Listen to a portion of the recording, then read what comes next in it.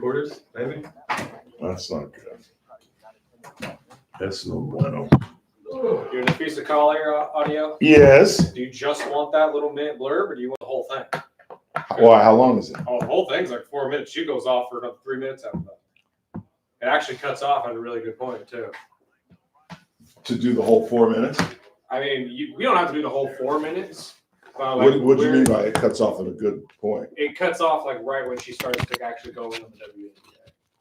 Like it's the beginning of it, but it's like there's a word for why they won't pay us and blah blah blah. Like there's more to it. What do you think? Well, maybe not the whole thing, but like you usually do, like you whatever. You're just like, you know what, we're done. Like, all right.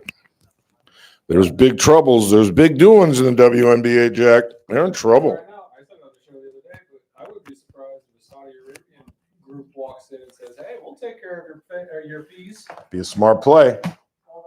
Be a smart play.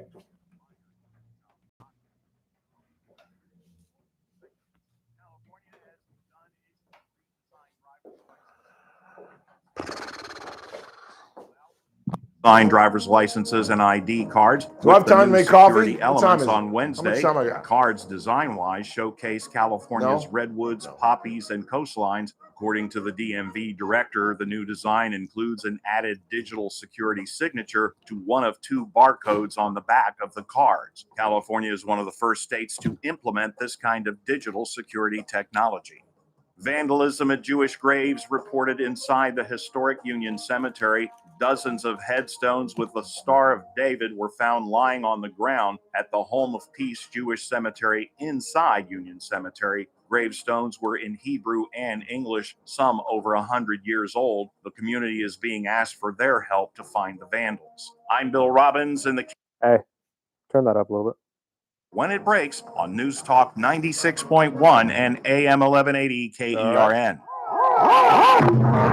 What do you think this is the Army where you shoot them a mile away? You gotta get up close like this. Bing! You blow their brains all over your nice Ivy League suit. It's the Ralph Bailey Show on News Talk 96.1 and AM 1180 KERN. Now make sure you leave the house when you make the call. You understand me? You hear me? Call from an outside line. I mean it.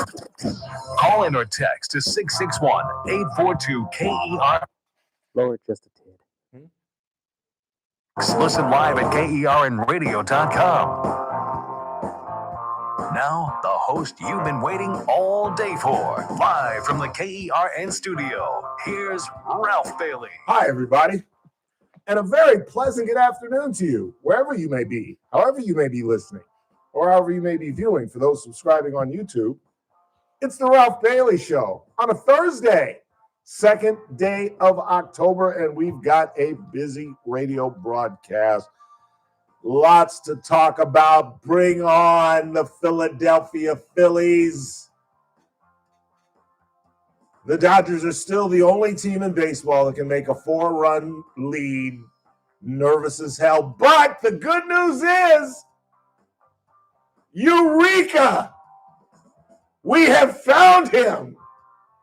And his name is Roki Sasaki.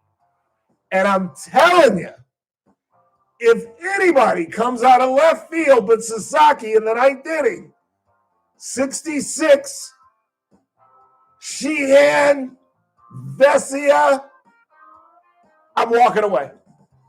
I'm walking away. I'll become an Atlanta Braves fan. It's where I was born. It's where I was educated. I'll become a Brave fan. I'm done with you. We'll talk about that in just a minute. Plus, it goes on. The shutdown continues, at least until next week, but there are some good signs. Some Democrats starting to wobble a little bit. Remember, we only need 5 more votes. 3 Democrats have voted for the continuing resolution, including John Fetterman and recently elected Senator out of Nevada, Catherine Cortez Masto, and Angus King, an independent out of Maine. What's the capital of Maine? Ooh. Augusta? I think it's Augusta. Yes? I think it's Augusta. Hey, Siri, what's the capital of Maine?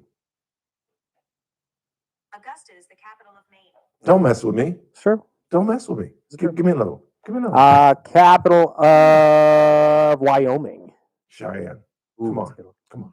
That's true. That's true. That's true. You got to test it, brother. Okay. Capital of Montana.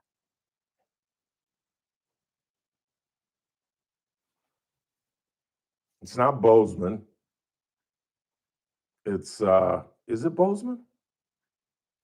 Hell, you should know from watching the damn show, from watching Yellowstone. Where did Kevin Costner go when he was the governor? He went to Bozeman, or he went to I'll say Bozeman. No, it's not Bozeman. I didn't mean to say that. What's the other big city in Montana? Oh, it's Helena. That's It's Helena. correct.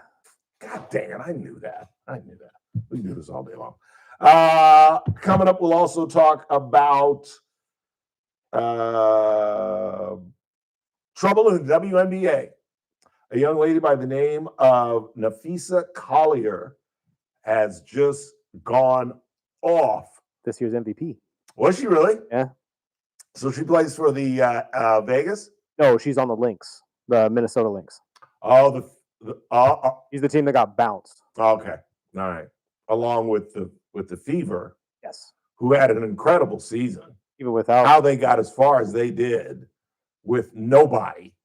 No Caitlin Clark, no Sophia Cunningham, no the other star they had, the other third player that got injured. They had nobody, and they still, scared the crap out of the.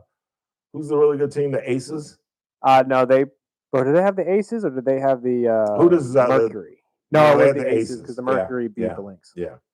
But we'll unravel that for you. And much to my great happiness and joy, the Hard Rock Cafe has announced its official hard grand opening coming up next month. Really excited about that. We're going to start having some of those people on the broadcast. And we've got some other miscellaneous news and notes. We'll get into a little argument for boxing fans. Bill Dwyer, great columnist for the LA Times, claims that yesterday was the anniversary of the Thrilla in Manila. Do you know what that is, Mr. Burdick? Or what it was 50 years ago? That would be Muhammad, but I'm not sure who he's fighting. Is that Frazier for? Of course. Anytime that somebody asks you a question about Muhammad Ali and who it was, just say Joe Frazier. Yeah, I figured. Because 7 out of 10 Ali questions can be answered with Joe Frazier. It's either Joe Frazier or George Foreman. But that's where we differ. Dwyer claims that the Thrilla in Manila was the greatest fight of all time, greatest heavyweight fight of all time.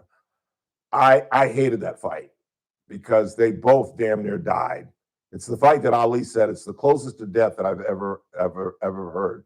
And one of the great secrets of that fight, it was a technical knockout because Eddie Futch, who was Joe Frazier's handler, Joe Frazier, by the way, from Beaufort, South Carolina. That's one of the reasons my dad hated him till he died, till my father died. My dad died before Joe. Because Joe never recognized, Joe left Beaufort around 17, 18 to become a fighter and went to Philly. And he claimed he was from Philly. And for whatever reason, that stuck under my dad's skin. In fact,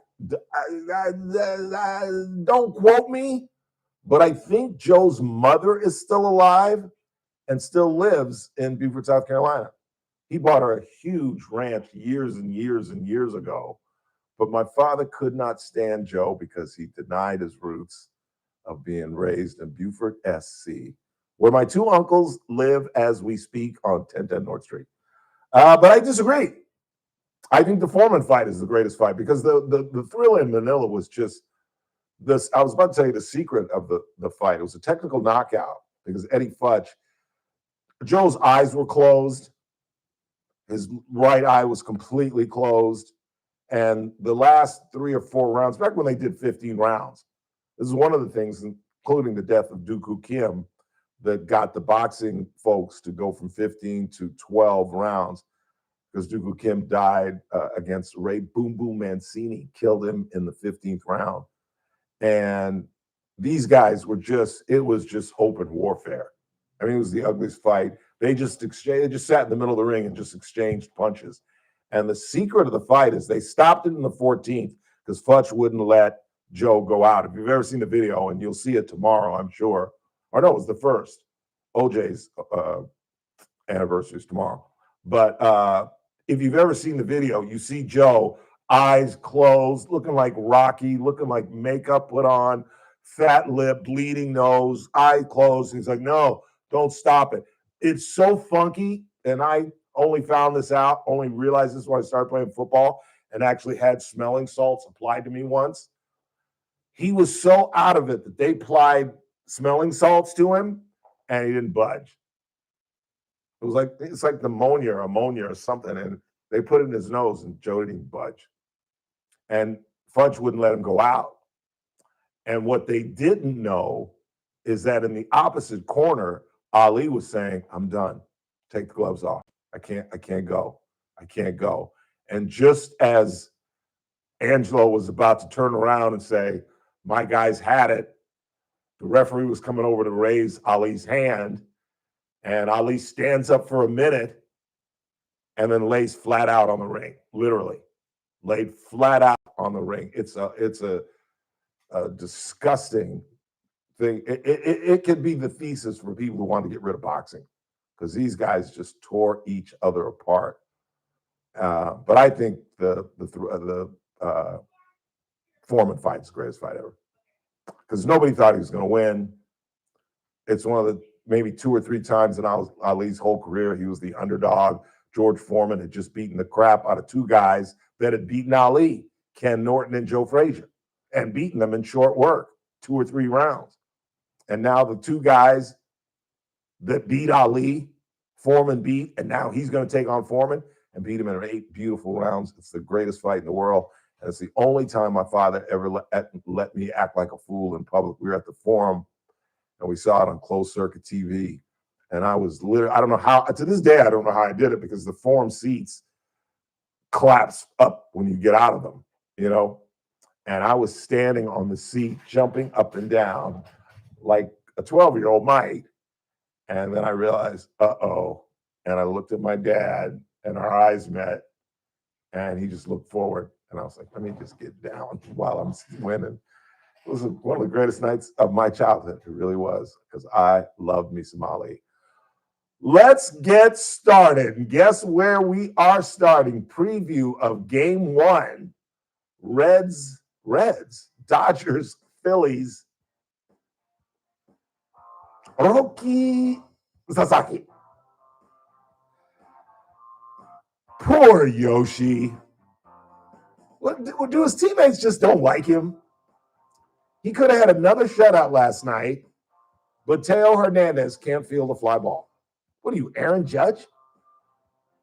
Anybody get that World Series illusion right there? I got a little. You got that? Yeah. I don't know. Plus, the Yankees defense has been awful all year long. What's going on in New York, by the way? What's going on in the game, I believe, Bronx? was on after this one. I believe that's we got Padres and Cubbies right now. Because the Tigers beat up the Guardians. Correct. Yes. And the Cubs are beating the Padres. I sure hope so. They ran Darvish out in like the first inning, from what I understand. Well, that's not much of a revenge game. 2-0 Cubbies. 2-0 Cubs? Yeah, that's over. Mid-4. Yeah, see, normally in a game like that, you'd be like, it's over, because other teams have good relief pitchers.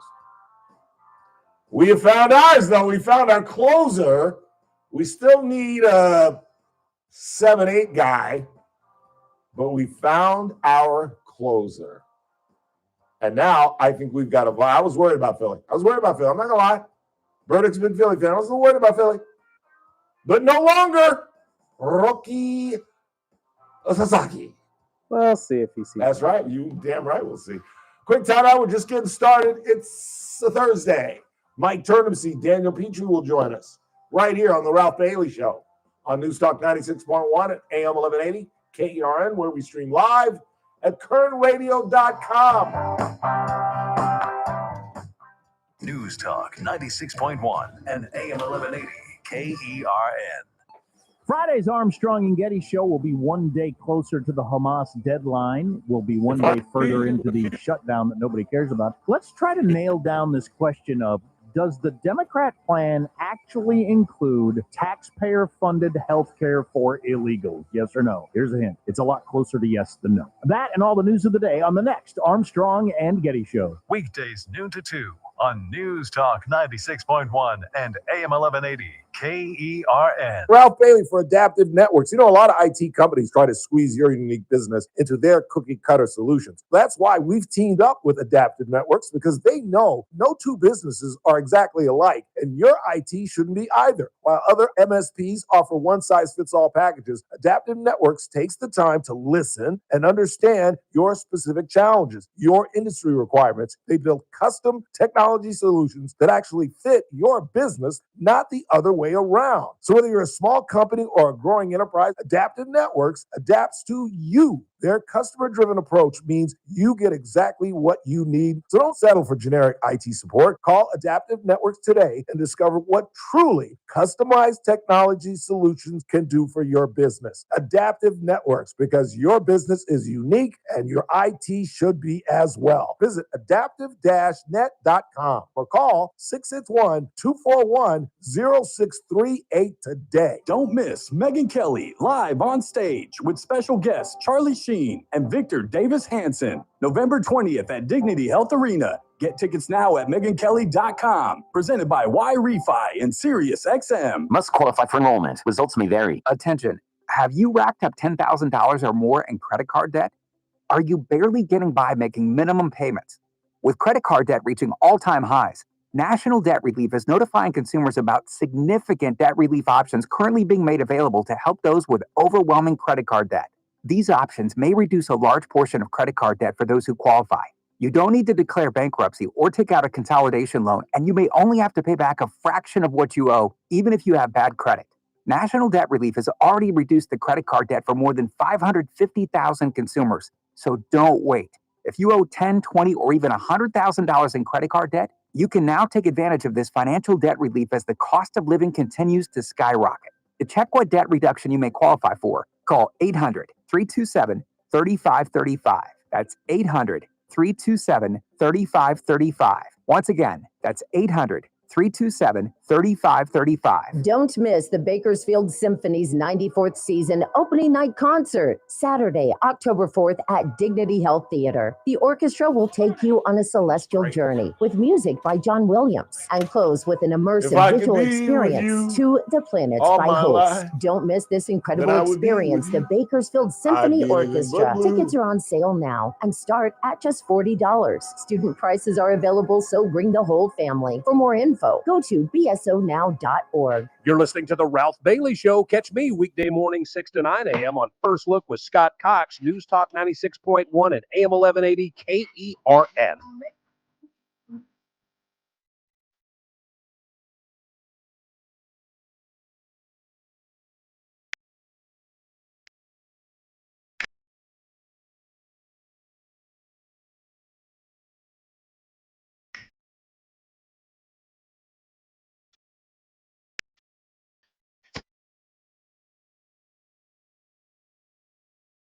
Jen Boughton, everybody, our events director. She's giving me stuff for our Honor Flight fundraiser that's coming up. Don't forget about that. Extremely important. Yes? What's that? That's you? All right. Very good. Thank you. Jen Bowden, ladies and gentlemen. Give her a nice round of applause. Where do I begin? As the song goes. God, I don't want to talk about this. I really don't. But I guess I have to. Chuck Schumer and the Democrats continue to refuse to sign on the continuing resolution. They're not even in Washington. They'll be back on Monday. Let's start with the molasses. The good news is Ruben Gallego, recently elected out of Arizona, Democrat, is seeking a 1-week CR. Just 1 freaking week. So that everybody can come back, the government can open up, and they can negotiate, which has been the sticking point, and that's the Obamacare healthcare tax credits, the subsidies that expire in January. Now, I don't know much, but I do know a little bit about politics. And I'm here to tell you,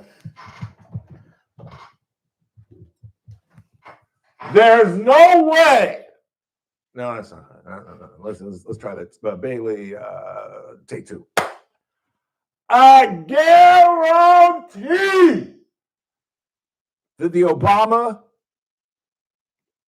ACA healthcare tax credits are renewed by January. I guarantee it. I guarantee it. It's going to happen. It's going to happen. But it's going to have to happen as a standalone resolution. And that will be the piece. And if they can follow what Gallego is trying to do and just stop this for a week, just for a week, and let the powers that be get together and let the government open, let the military get their pay, let disgruntled TSA people who are like, yeah, let's go, get it. Can you imagine their attitude at major airports? Oh, I wouldn't care. Because TSA people, let's be honest, are not the nicest folks at the airport. You know what I'm saying?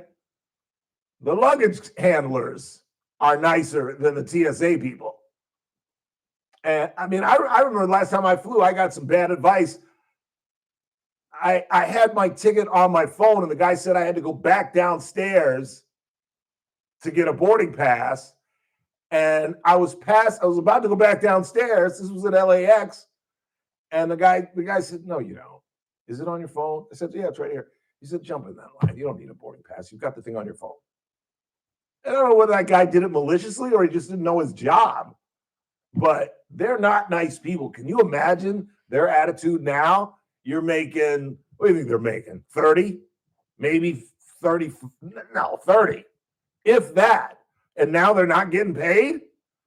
Sheesh. I wouldn't want to be flying these days. Unless I was on a charter to Washington, D.C. But again, let's go over the facts. This is a continuing resolution that they all signed. They all signed 6 months ago in March. The difference now, Chuck Schumer got heat for doing that. And there's a young former bartender from the Bronx that is eyeballing that Senate seat. Can you identify said former bartender, Chris Burdick? Actually, I'm not sure if I do know who. An ex-bartender from the Bronx who was eyeballing Chuck Schumer's Senate seat. Be AOC? You damn Skippy. Huh. And the left is pushing the left, Schumer, the old man. So he's not willing to do what he did 6 months ago when he took all kind of heat. Let us remember it was Kevin McCarthy, although if Kevin was sitting here, he would tell you he got bounced because of Matt Gaetz, which in part is true, but it's also in part because he relented and gave them essential power of attorney to fire his ass without any kind of real vote, but also for going across the aisle and getting a continuing resolution for keeping the government open. This is the dumbest thing in the world. No one wins. Although, if I had to name a winner, if it was a beauty pageant, I would name Donald Trump as the winner. Because they being the Democrats, have bestowed upon him power that he never had and would have never had. Because let me tell you something, again, I don't know much, and I won't pick up the megaphone, but I guarantee you, those people, some of these people that are getting furloughed ain't never coming back. They're never coming back. And the Democrats have just handed this power over to Donald Trump, unforeseen power. And what do you think he's going to do with it? No, he won't use it. No, not Donald Trump. Oh, he's going to whack those people so quickly. He'll whack them quicker than James Gandolfini or Tony Soprano. It's going to be a bloodbath. It really is. And it's their fault. And it really doesn't make any sense. Numbers-wise, poll-wise, the Washington Post claims that 47% say that it's the Republicans' fart. 47% say that it's the Republicans' fault. 30% say it's the Republicans' fault. 23% say they don't know. In a New York Times poll, however, it's 19% Democrats' fault. 19% Democrats, 26% Republicans, and 33% don't know. So it's very close. It's very, very close. And I think the more people understand and learn about this, the more they're going to understand that it is a continuing resolution. And there's still the debate over illegal aliens. Do I have time to play Hillary Clinton? Yeah, you got time. Listen to Hillary Clinton back in the day. This is amazing. Not happy with this one. Jamie, go to that Hillary Clinton thing that I texted you today. This Off one the Joe is Rogan wild. show. We do not think the comprehensive health care benefits should be extended to those who are undocumented workers and illegal aliens. We do not want to do anything to encourage more illegal immigration into this country. We know now that too many people come in for medical care as it is. We certainly don't want them having the same benefits that American citizens are entitled to have. How about that? More MAGA than Trump. And then It's you all can believe. What? Do you see the amazing hypocrisy? That's the first time I've ever heard Hillary Clinton make sense. No, we've got too many illegal immigrants coming into this country, according to Hillary Clinton back in the day, and we don't want to lure them here with the carrot of free health care. And that's all Republicans are saying. But that makes us fascists and racist. And you've all, on the Democratic side, said it before. I could find similar audio from Obama. I could probably find similar audio from her husband, or whatever he is to her. She specifically said, we do not want more illegal immigrants or lure them in with the temptation of free health care. And that's what this shutdown is all about. Unbelievable. Quick time out, back half of the three. It's the Ralph Bailey Show. Just getting started on this Thursday. I'd stick around if I you.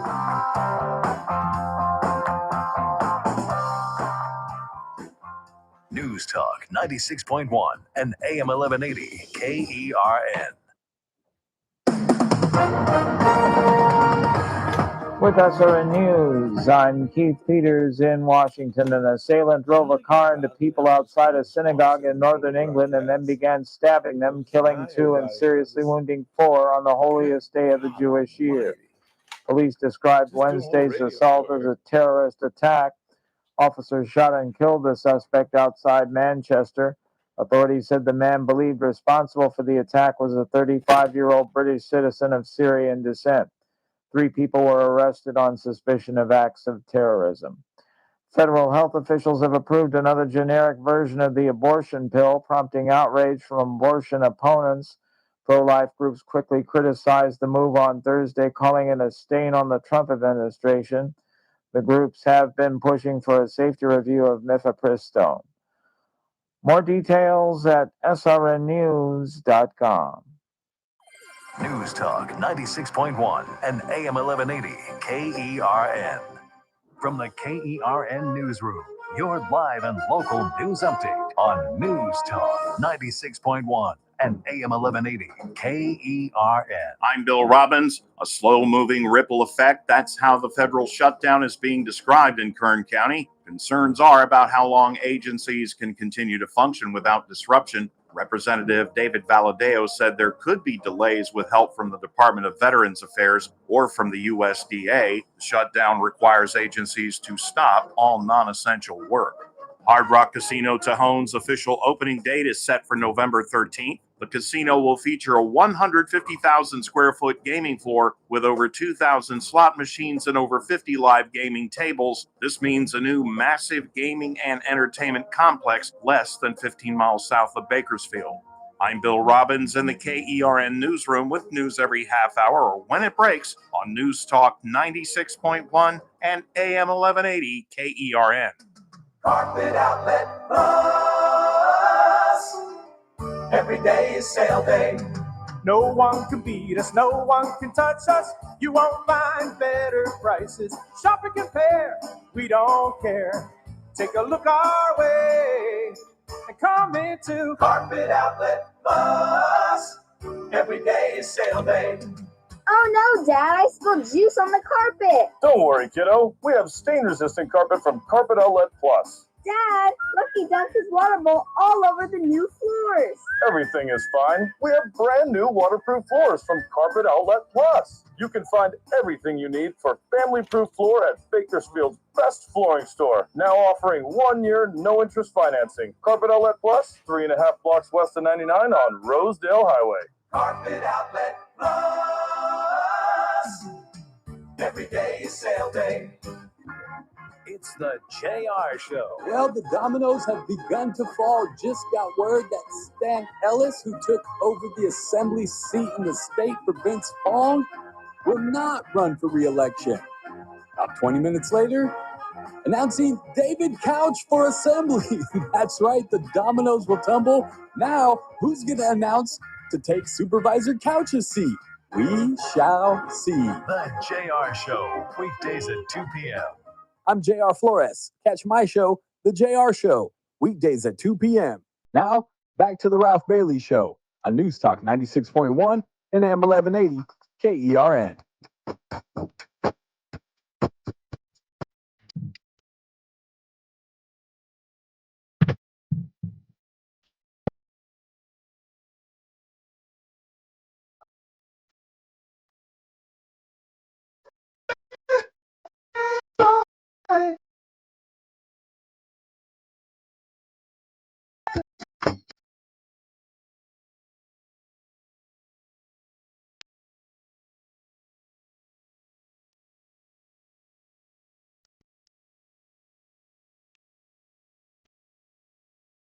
This is Bank Park.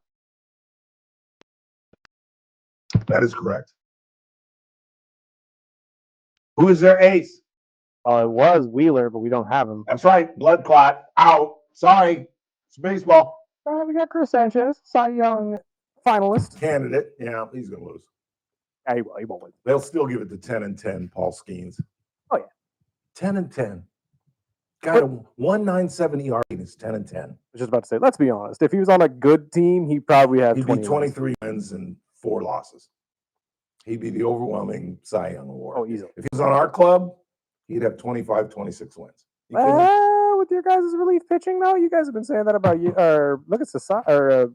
Yoshinobu Yamamoto. He was the Cy Young favorite for a long time until really the slump happened. You know we've blown 26 saves this year. Doesn't surprise me. 26 saves. That's a wild number.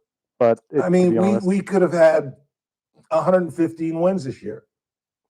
Tanner Scott alone has blown 11 saves.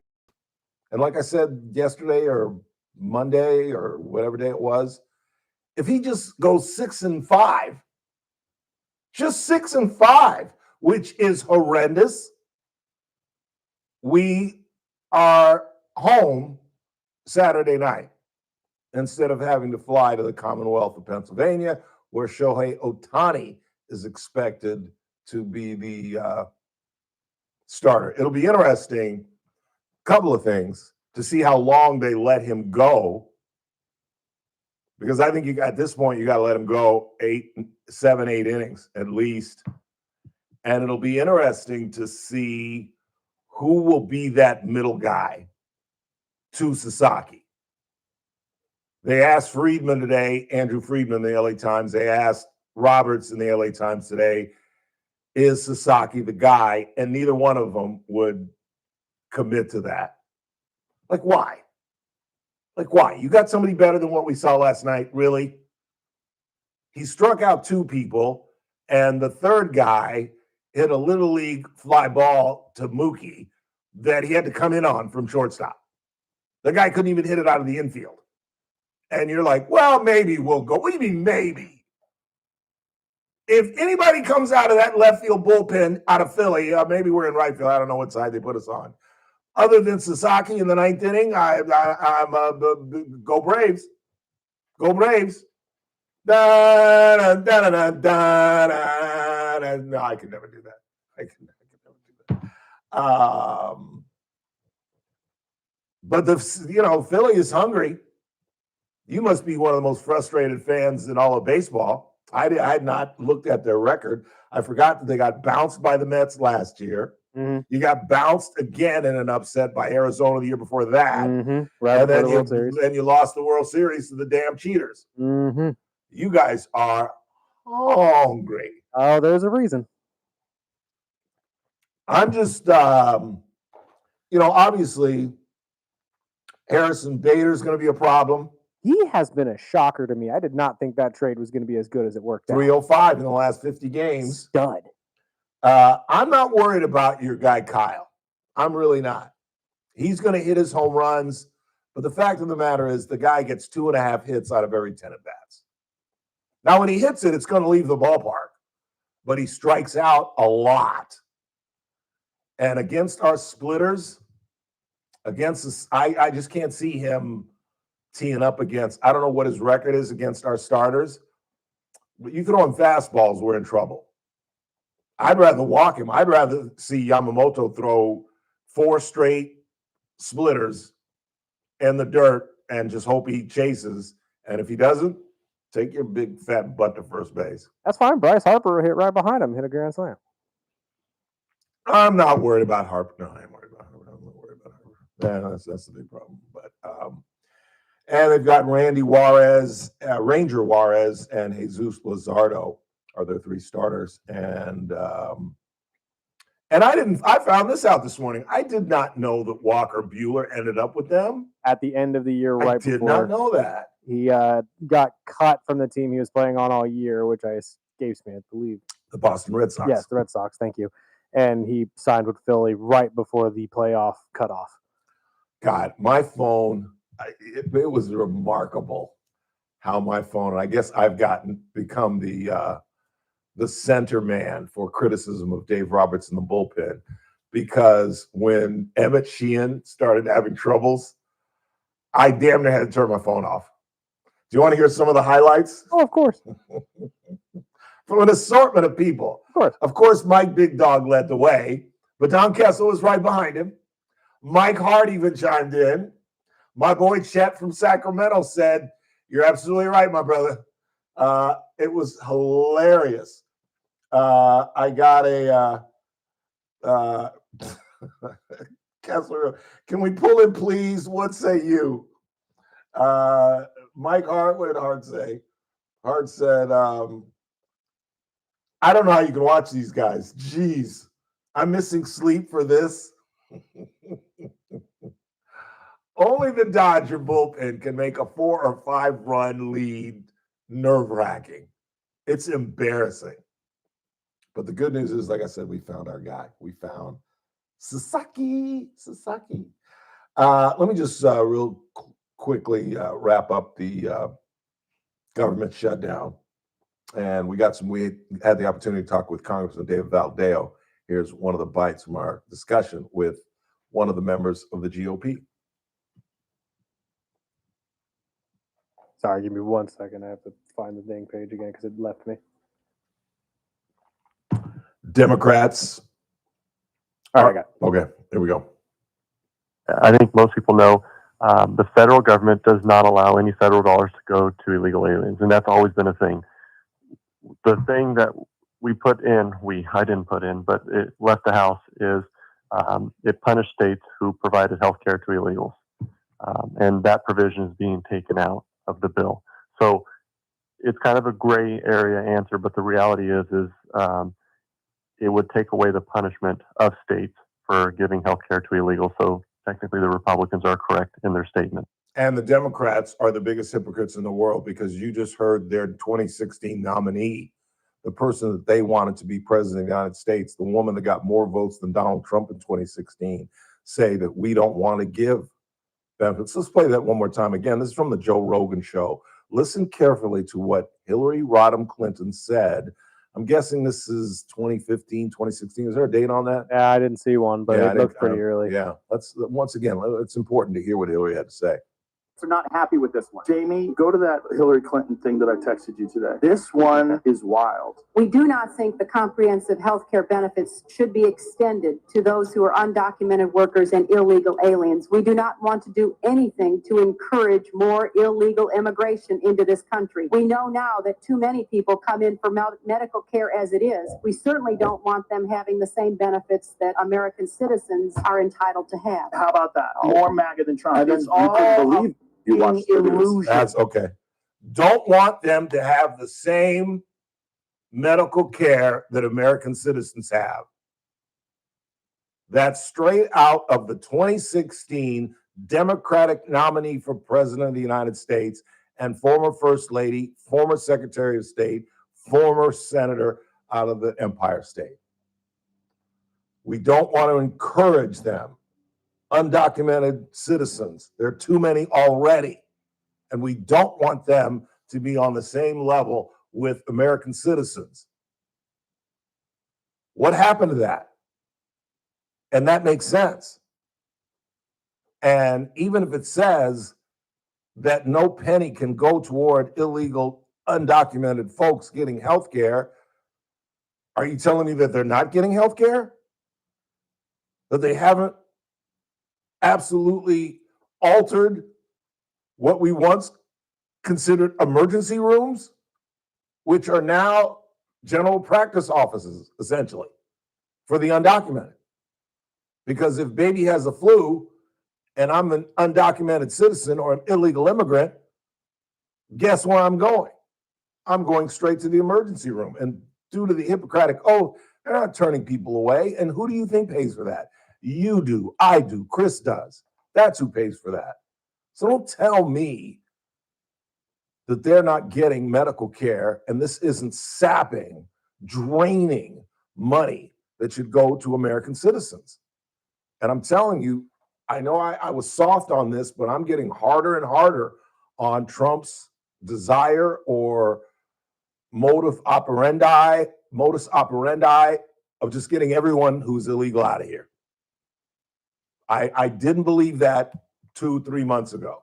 But to hear the hypocrisy come out of the Democratic Party and to see some of the numbers that are being sapped away from deserving American citizens, and just the entire idea that you got away with something, you're part of the American dream, and then you sit on your laurels and don't assimilate and do the necessary things to become a respected member of our society, like learning the language, perhaps, or doing what you have to do to become an American citizen.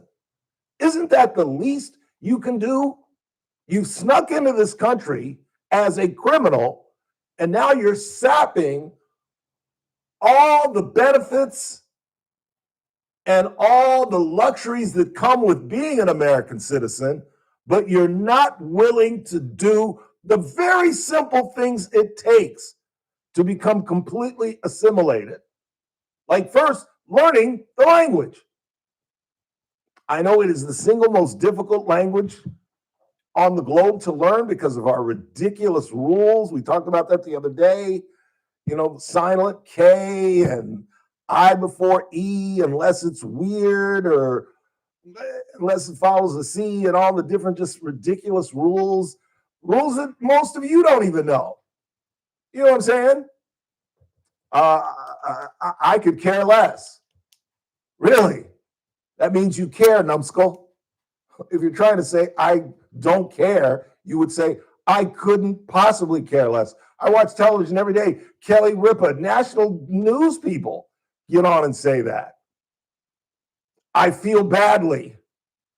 It's just grammatically incorrect. It's just ignorant. So my point is, it's I feel bad. You know, you wouldn't say it tastes goodly. Linking verbs take adjectives, not adverbs. They're different type of verbs. So most of you don't even know that. I get it. It's difficult. But if you've been here 5, 10, 15 years and you've made no attempt to embrace the language, let alone the paperwork it needs to become completely involved in our nation, then I don't feel bad for you. I'm sorry. I don't care how long you've been here. In fact, the longer you've been here, the worse the crime is. You've had 20, 30 years to learn the damn language. You've had 20, 30 years to go down to the courtroom and fill out the paperwork and do the right thing. So if Donald Trump is scaring the crap out of you, you brought it on your damn self. You brought it on your damn self. And I'm sorry, maybe my heart is turning black, But I'm sick and tired of people that deserve veterans, the elderly, socioeconomically deprived folks that are truly American citizens being deprived these things while illegal immigrants are being bathed in money in these larger sanctuary cities and sanctuary states.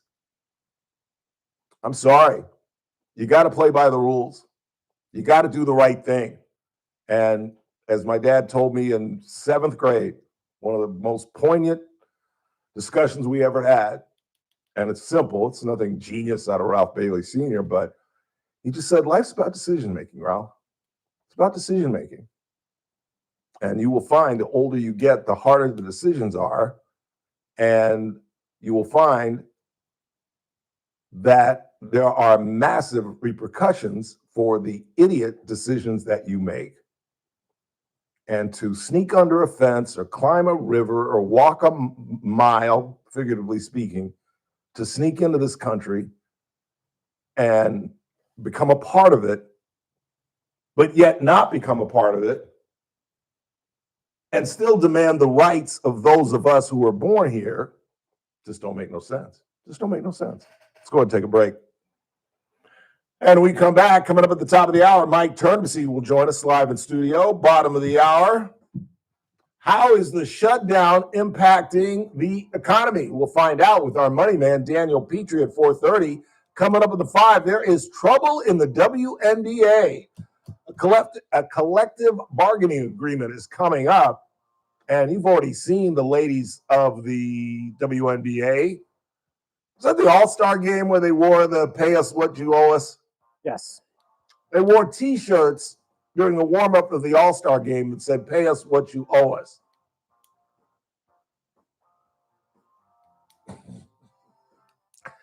Well, you'll hear from Nafisa. Am I pronouncing that right? Yes. Nafisa Collier. Nafisa Collier. You will hear from her. She's being completely supported by her fellow players, including the star of the league. I don't care what anybody says. The star of the league, clearly, right, Chris? Angel Reese. Angel Reese, part 52, Butterby Khan, bang! She definitely thinks she's the star of the league. That's for damn sure. There's these 3 guys that do this video on Reels. And all they do is take highlights from different Angel Reese games. And they stream together about 6 or 7 lowlights from one game. Literally, airball layups, knee bounds because she misses her own layup. They called her Dak Prescott in one because she throws a long pass and it gets intercepted. She gets a knee bound and she steps out of bounds. It's just, and every time she misses, they either say, do you know what the Butter Pecan is all about? But it's got to be an inside joke or something. But they yell, Butter Pecan! And then when she shoots it, they go, Butter Pecan. And then when it clanks, they go, bang! The funniest thing in the world. Quick break. It's TRBS on a Thursday, right here on News Talk 96.1 and AM 1180 KR. When we come back, I'll tell you about my afternoon with Mike Hart and why you should watch ABC 23 News tomorrow morning. It is the, if you can believe this, the 30th anniversary or commemoration of the O.J. Simpson verdict, which I covered along with Mark Olish for ABC 23. I did an interview with Mike, and he's running a package tomorrow morning. Check it out. In the meantime, stepping aside, coming right back, TRBS on a Thursday, right here on News Talk 96.1 and AM 1180 KERN. News Talk 96.1. Casey? You got one? I got one in there, yeah. Okay. First Look with Scott Cox, 6 to 9 a.m. On the Friday edition of the First Look program, we'll chat with the nice ladies from the Greek Food Festival. Please bring samples. Please bring samples. We'll have state-of-the-art news, traffic, and weather. We'll see how the government shutdown is going. It's all happening 6 to 9 a.m. right here at News Talk 96.1 and AM 1180 KERN. First Look with Scott Cox, 6 to 9 a.m. News Talk 96.1 and AM 1180 KERN. You guys know that I'm not a really big fan of Halloween, but can we at least admit that at the end of the night, it's really about a risque evening of ladies wearing kitty cats and police uniforms and the dirty nurse, et cetera, et cetera. Well, that theme is picked up at Casey's Steakhouse because on October 31st, Cassie Biddle is throwing a 1,001 night party, which is going to skip the costume party and join them for dinner and a belly dancing show. It's going to be a great night with a 5-course meal, 2 craft cocktails, and photos with the belly dancers who'll be performing on F Street for 3 hours that night. Tonight, you may not want to miss October 31st, obviously Halloween night, beginning at 6:30 on F Street at KC Steakhouse, longtime sponsors of the Ralph Bailey Show. Please meet Paul Sheldon's client, Marilyn Bull. Hi, my name is Marilyn Bull. I heard of Paul Sheldon through my husband, so when I retired, I decided I'm going to go to him too, and I'm very pleased. The experience with Paul Sheldon has been great. Every question you asked, he had an answer for. He was patient and explained everything to where you could understand it. So I'm glad I had him to go to, because otherwise I would be confused. I would recommend Paul Sheldon to anybody because it is so much easier to go there and have someone actually show you and explain to you what your options are. And when you leave there, if you still didn't quite understand, you can always call and even make an appointment with you and rediscuss the whole thing. I also have recommended it to my sister. Thank you, Paul Sheldon, for all your help, and I wouldn't know what to do without you. When Medicare matters, our team has the answers. Team Paul Sheldon. 398-2298. Must qualify for enrollment. Results may vary. Attention. So I said, have fellas, you racked up $10,000 or more in credit card debt? Are you barely getting by making minimum payments? With credit card debt reaching all-time highs, National Debt Relief is notifying consumers about significant debt relief options currently being made available to help those with overwhelming credit card debt. These options may reduce a large portion of credit card debt for those who qualify. You don't need to declare bankruptcy or take out a consolidation loan, and you may only have to pay back a fraction of what you owe, even if you have bad credit. National Debt Relief has already reduced the credit. Off top of your head, do you know any major guests we've had in the last 2 months, besides Cassie and the regulars and Stan Ellis and all these guys we had last week? What do you mean, well known? I'm sorry. Well known people? I mean, just in it. Well, you know what? Here, I'll ask you after the next break because I'm doing our PSA list and stuff. We have to put on all of our guests and stuff that we've had on the broadcast as well. I'm trying to track down how many we've had. We should go back to using that. I can go through my and AM 1180 KERN. Now back to the Ralph Bailey Show.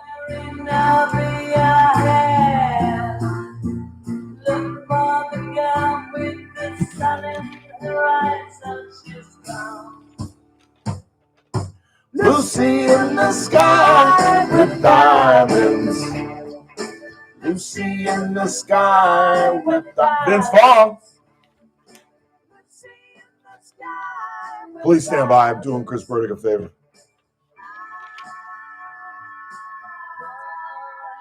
Charles Robert Redford. Well, I guess we didn't actually have him on the show.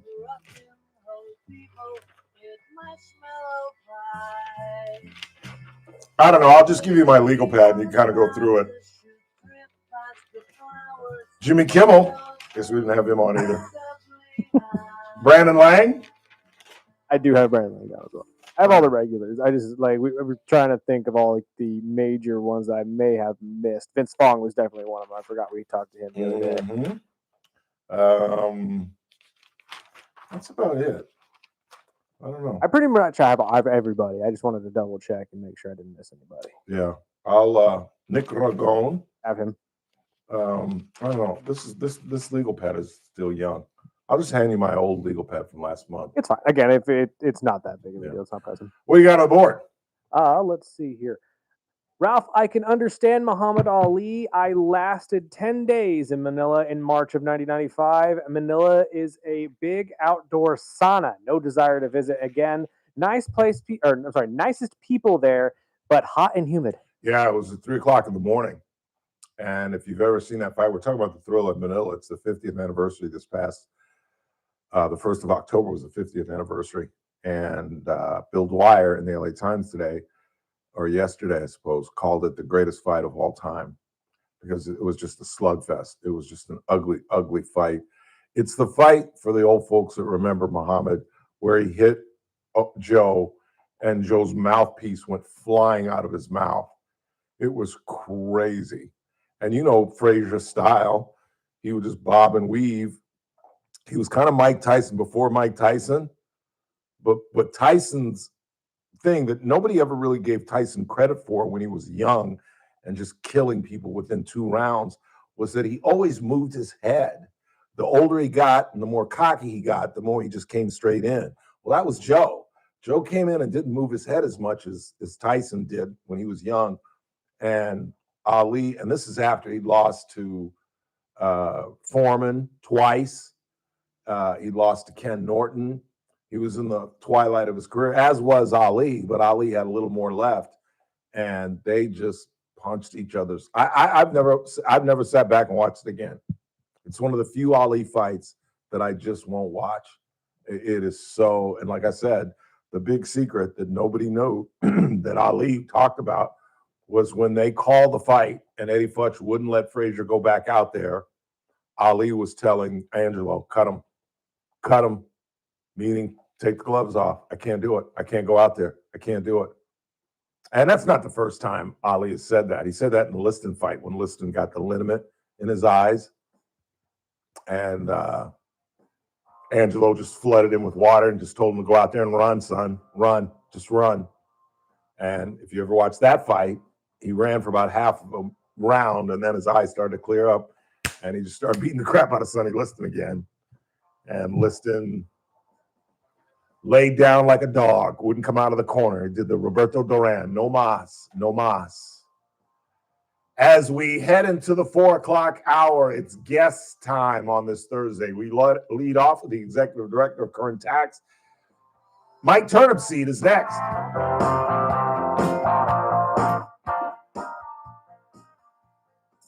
This is AM 1180 KERN Green Acres. This is 96.1 FM Bakersfield. Online at KERNradio.com.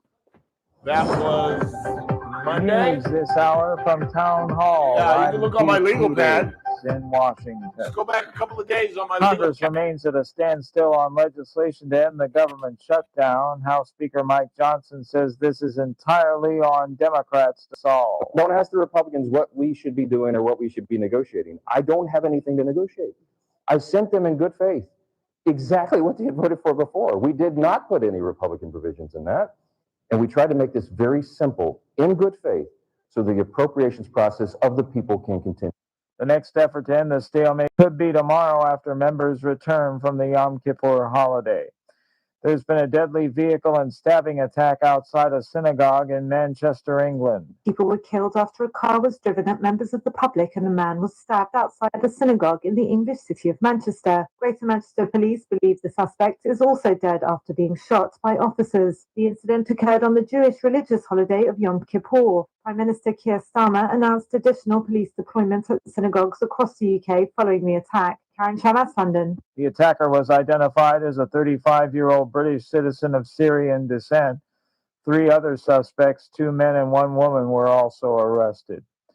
Federal health officials have approved another generic version of the abortion pill, prompting outrage from abortion opponents. Pro-life groups quickly criticized the move on Thursday, calling it a stain on the Trump administration. The groups have been pushing for a safety review of mifepristone. The FDA first approved the drug as safe and effective in 2000. The new version of the pill is from drug maker Avita Solutions. On Wall Street, the Dow up by 78 points. The Nasdaq rose 88. The S&P 500 advanced by 4. More on these stories at townhall.com.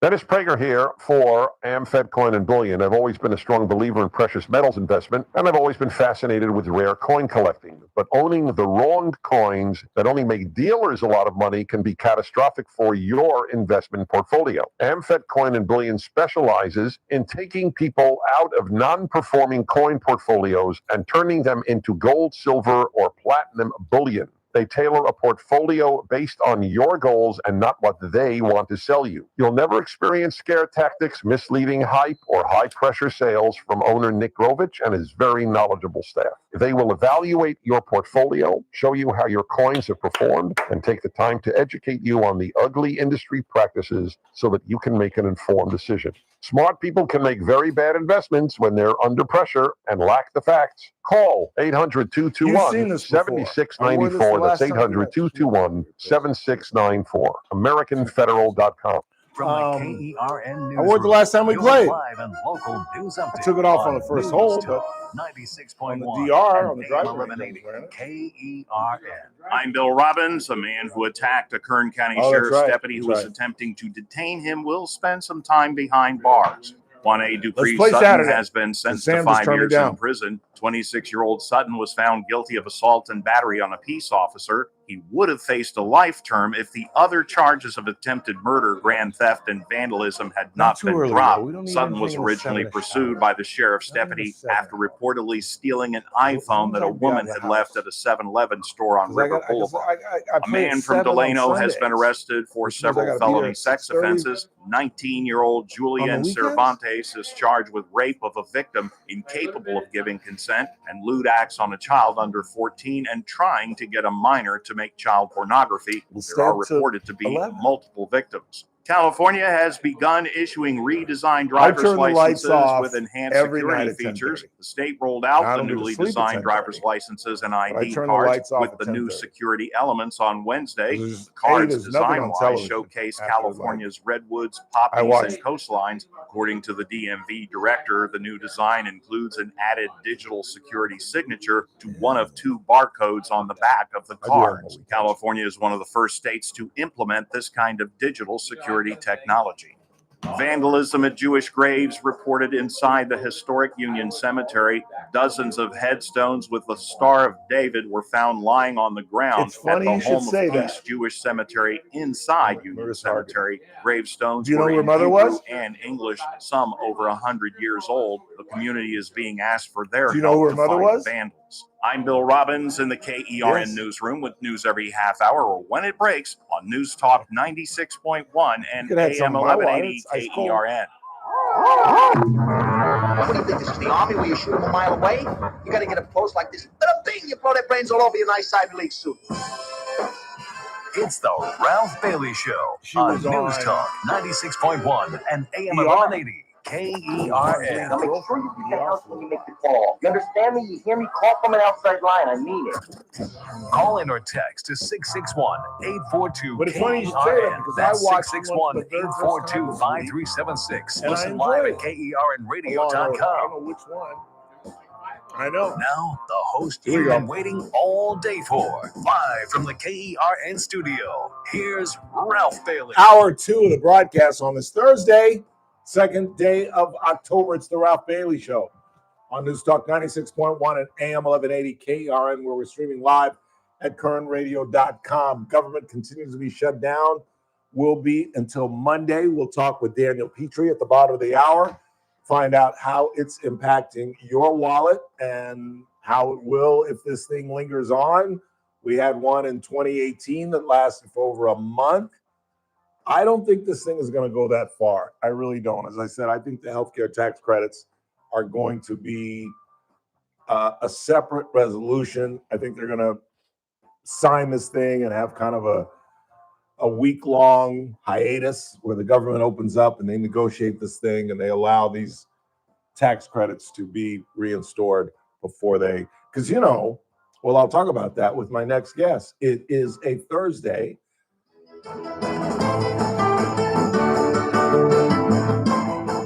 Dancing my turnip. So you got to turn to the camera when you do that. Don't entertain for me. Talking to you though. Entertain the folks.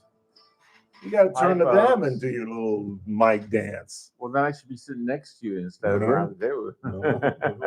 You don't want to share the camera with me. It's flu season, baby. I'm about to get my shot Monday. And there's RSV and COVID, and you stay right over there. Get all mine too. That's right. Stay right over there. I still get my shots. I do too. So I don't care what Bobby Kennedy says. I'm getting my jab on Monday. done it every year. I asked the docs, had 2 visits last week, and what about flu shots? Do I get one? Yeah. What about COVID? Sure did it. You still get COVID shots? Yeah. I have not had a COVID I have shot. Dr. Singh, our cardiologist, absolutely get it. Yeah, I haven't had one in a couple of years. No COVID. I never got COVID. I never got COVID and didn't even know I had it. How'd you know you had it?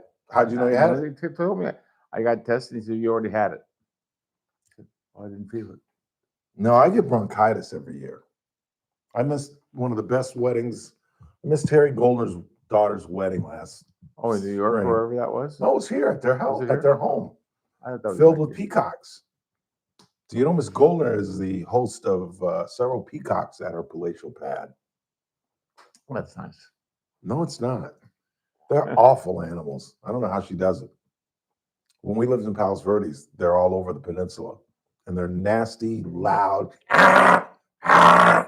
They're horrible animals. Oh, well, And you rarely see them do the NBC thing, where they fluff out their beautiful wings. You rarely see that.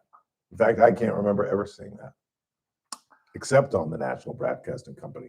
Oh, well, Ralph. Yeah. So, Michael, where were you yesterday, 30 years ago, when a young black woman said, we in the entitled defense find Orenthal James Simpson not guilty of double murder? I have no idea. Oh, are you serious? I know where I was with the car chase. Where were you during the car chase? I was having the ending dinner to Leadership Bakersfield class I was in that year. We were out at Rio Bravo for dinner. When the plate opens, that was open there, the clubhouse open there with the pool and the tennis club, and that's where we had dinner. And everybody was watching the TV. I was at Don Perico's on the east side. I lived out there at the time. I had just finished school. I was waiting to take a statistics class at Bakersfield College with Bonnie Sturgis, who is now Bonnie Hadrian, I believe. And we were watching the Houston Knicks final game. Okay. You weren't paying attention to me. You were reading my underflight stuff. Why are you reading my stuff? I was at Don Perico's. I was at Don Perico's watching the Knicks lose to the Houston Rockets, and the Dream, Hakeem, and Tom Brokaw busted in. And even at the tender age of 32, I cried because I said he's going to kill himself. He's guilty of sin.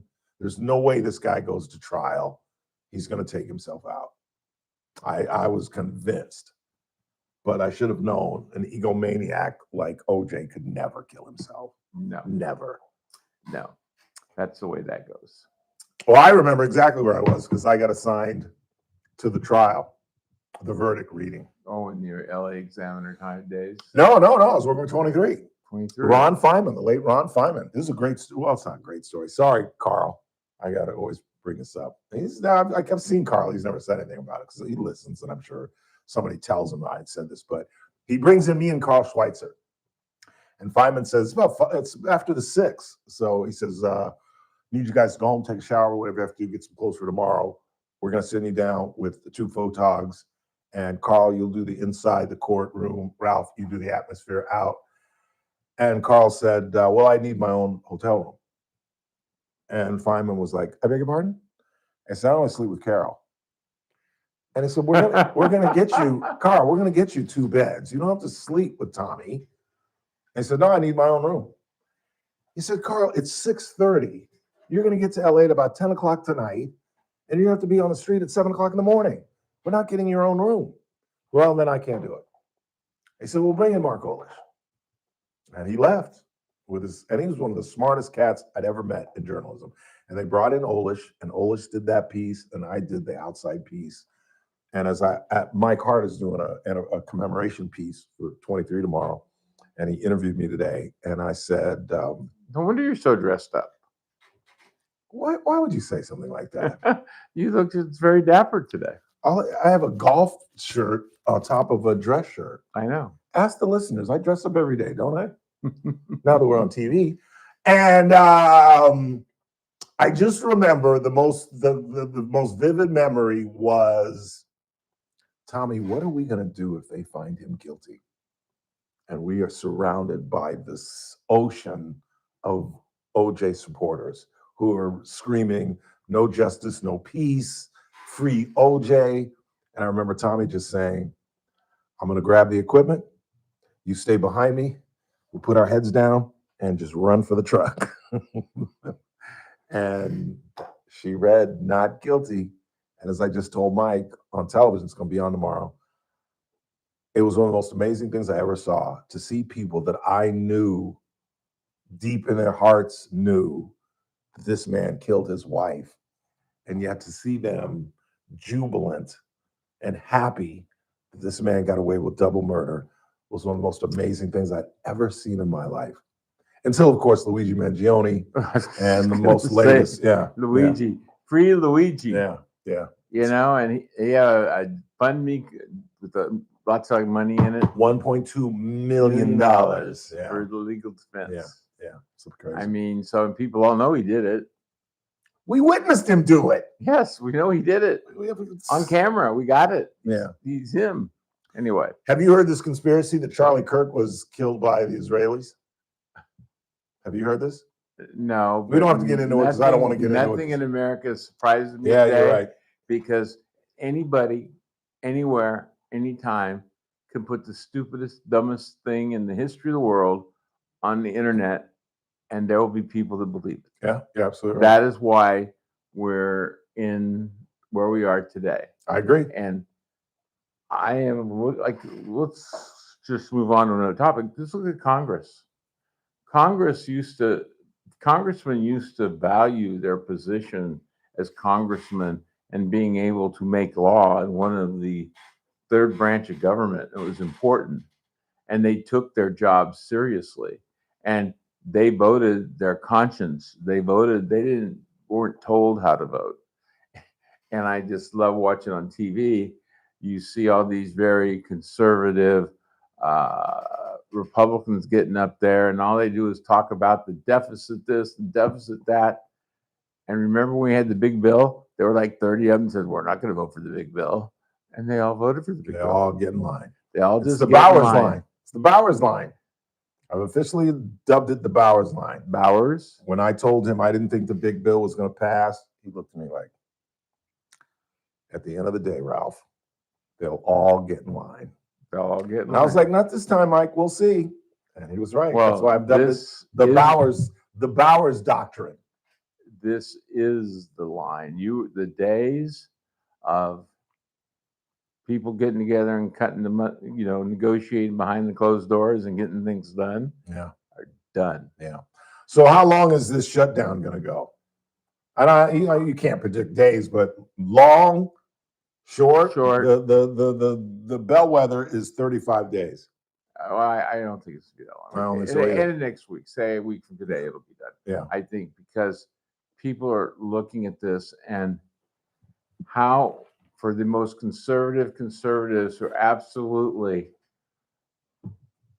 anti-deficit, and they voted for the $2 trillion deficit, and the big bill, the big beautiful bill, and now they're complaining, well, we have to do this, we have to get rid of that because we've got to balance the budget, when they've already determined that the big beautiful bill is $2 trillion more on the national debt. Yeah, but the Democrats want to add $3 trillion to the deficit. If we do what they want to do, I don't think it's $3 trillion. Yes, it is. That's what I heard. I heard that this morning. $2 million on the Republican side, $3 million on their side. Just saying. I'm just parroting what these experts are saying. You think I made that number up? You kidding me? No, I can't count to 7. We'll see. Yeah. We'll see. I know the part they're talking about, the subsidies. Do they get renewed? Because, it's people think it's like a January deadline. No. Anybody that's got a job like Chris and I know that our HR woman is going to be hitting us up in a couple of weeks to renew our deals. You don't renew it in January. It starts in January. You renew in November, early December. So people are going to have to make decisions. They have to do this soon. And there Do they get renewed? I'm just saying, a lot of those people who in the red states and red districts have lots of people who are on Medicaid. That's why I think at the end of the day, no matter what they say, Obamacare. they have to their phones have to be ringing. Yep. They're getting it. And so whatever you think of Obamacare, you have stumbled into the truth. There's just as many red as blue that benefit from this. Talking about 25 million people, and that would fall on the doorsteps of the Republicans. I did some playing around last weekend. I didn't bring it because I was going to talk about the city, but maybe We next still week. got time. Next week I'll bring. Well, I don't all the numbers. I had the numbers Yeah. of how many people in Kern County alone. 150,000 kids are on Medicaid. 150,000 kids. Kids. Wow. Kids. And they're like 100. You got to get to 400,000. There's 120. They have seniors. They have, but 150 out of the 400 are kids. That's amazing. And so, and I mean, you're talking about making sure they get shots. You're talking about a lot of things. I know Kennedy doesn't want to give them shots, but and a lot of people aren't. A lot of people aren't. A lot of parents are saying no. Well, I will feel very sorry for people if they're not taking their polio and the measles and all those things we've had forever that we have gotten rid of those diseases, basically. We thought until Bobby Kennedy came around, and now measles are coming prevalent once again. You believe that? And if your kids die of measles when it was absolutely unnecessary, it's just stupid. It's going to be a very sad day in It some is. homes in You're right. America that they didn't get their shots. What did you want to talk about? You came in here with notes. I should have recognized that. You rarely come in with notes. No, but we had meet quarterly with the city manager and his assistant city manager, Mr. Christian Clegg. Mr. Clegg. I don't know who the assistant Mr. is. Gary Hallen. Gary Hallen is the Rick assistant. Anthony. They're the assistants. Never heard of And him. I and a couple board members met with them today. We have a quarterly lunch. And? We sit down and talk about our list of things of talking. And we talked about the sewer thing going on and what's going and why they picked the locations. And actually I learned it was the city council people. It was in the paper today that they're already scheduled 6. Everyone except Ward 3 has picked a place to have their community meeting. And the real thing that's interesting is, okay, how many people read the Californian every day? Not many. So how many people are going to know these things even exist? What other outreach do they have? They don't. I mean, They never come to radio.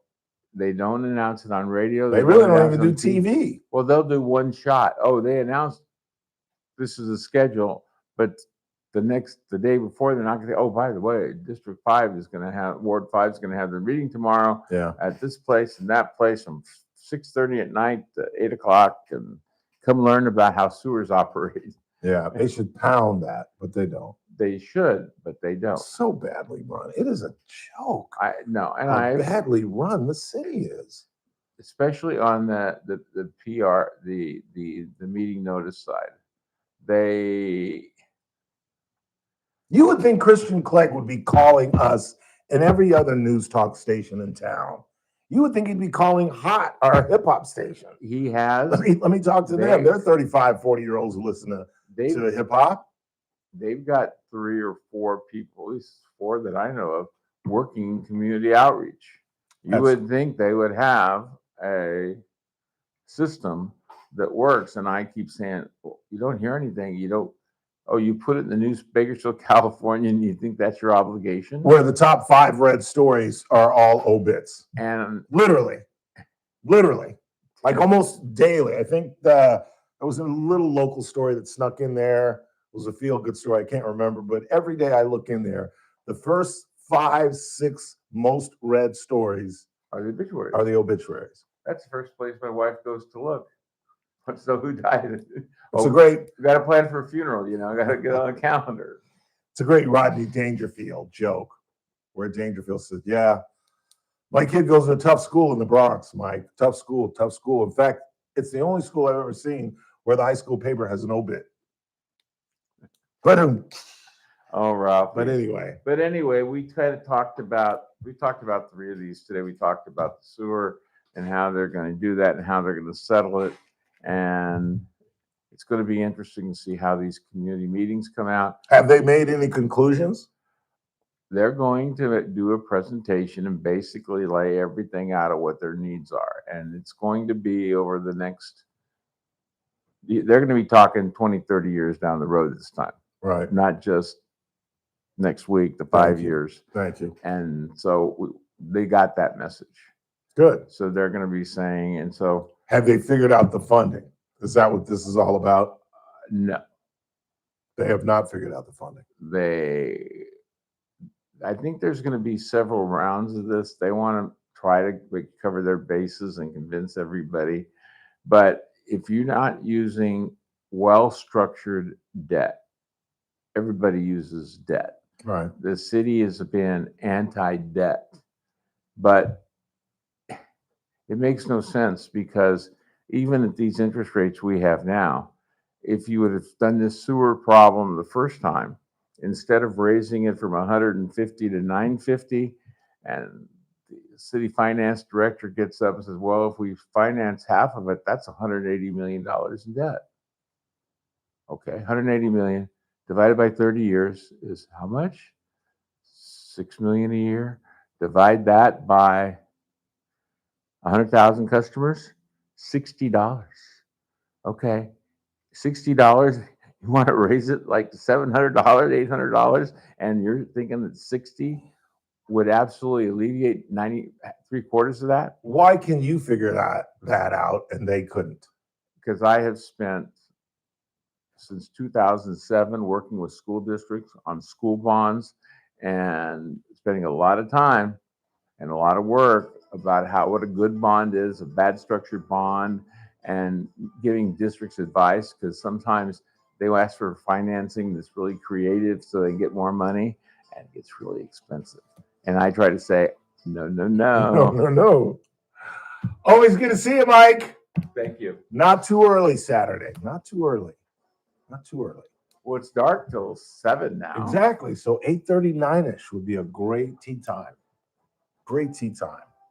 And I believe it's your turn to buy lunch. Oh, it is. Isn't it?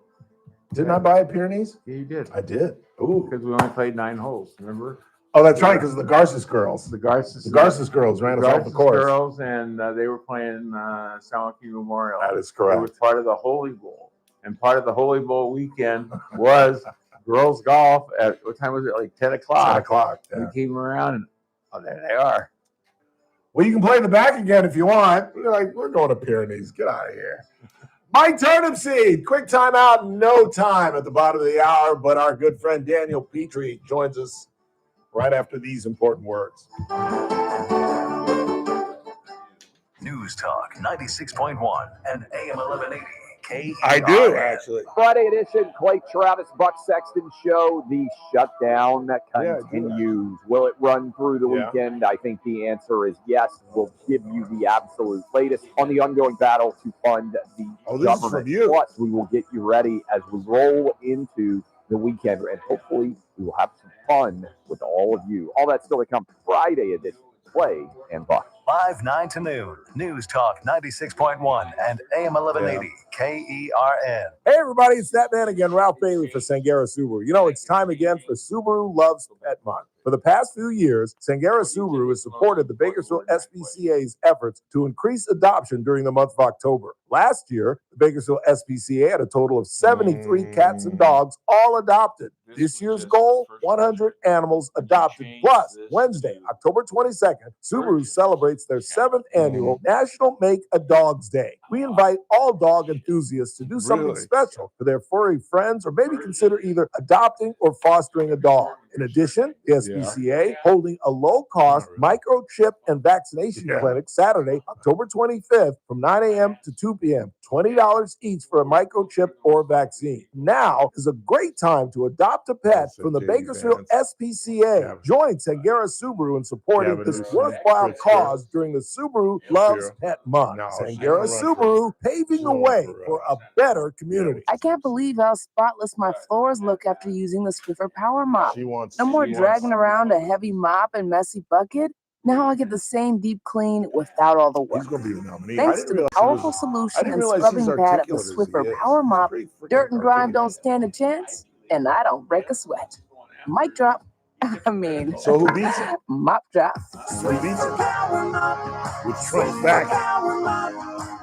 With Trump. Smarter way to Trump mop. campaigning. Try it or your money back. Marco Rubio? To travel, Capital One has a rewards credit card that's perfect for you. With the Capital One Venture X card, you earn unlimited double miles on everything you buy. If it's Rubio, Plus, you get premium benefits at a collection of luxury hotels when you book on Capital One Travel. And with Venture X, you get access to over 1,000 airport lounges worldwide. Open up a world of travel possibilities with the Capital One Venture X card. What's in your wallet? Terms apply. Lounge access is subject to change. See CapitalOne.com for details. The Armstrong and Getty Show, weekdays noon to 2 on Vance News Talk 96.1 and AM 1180 KERN. Oh, what they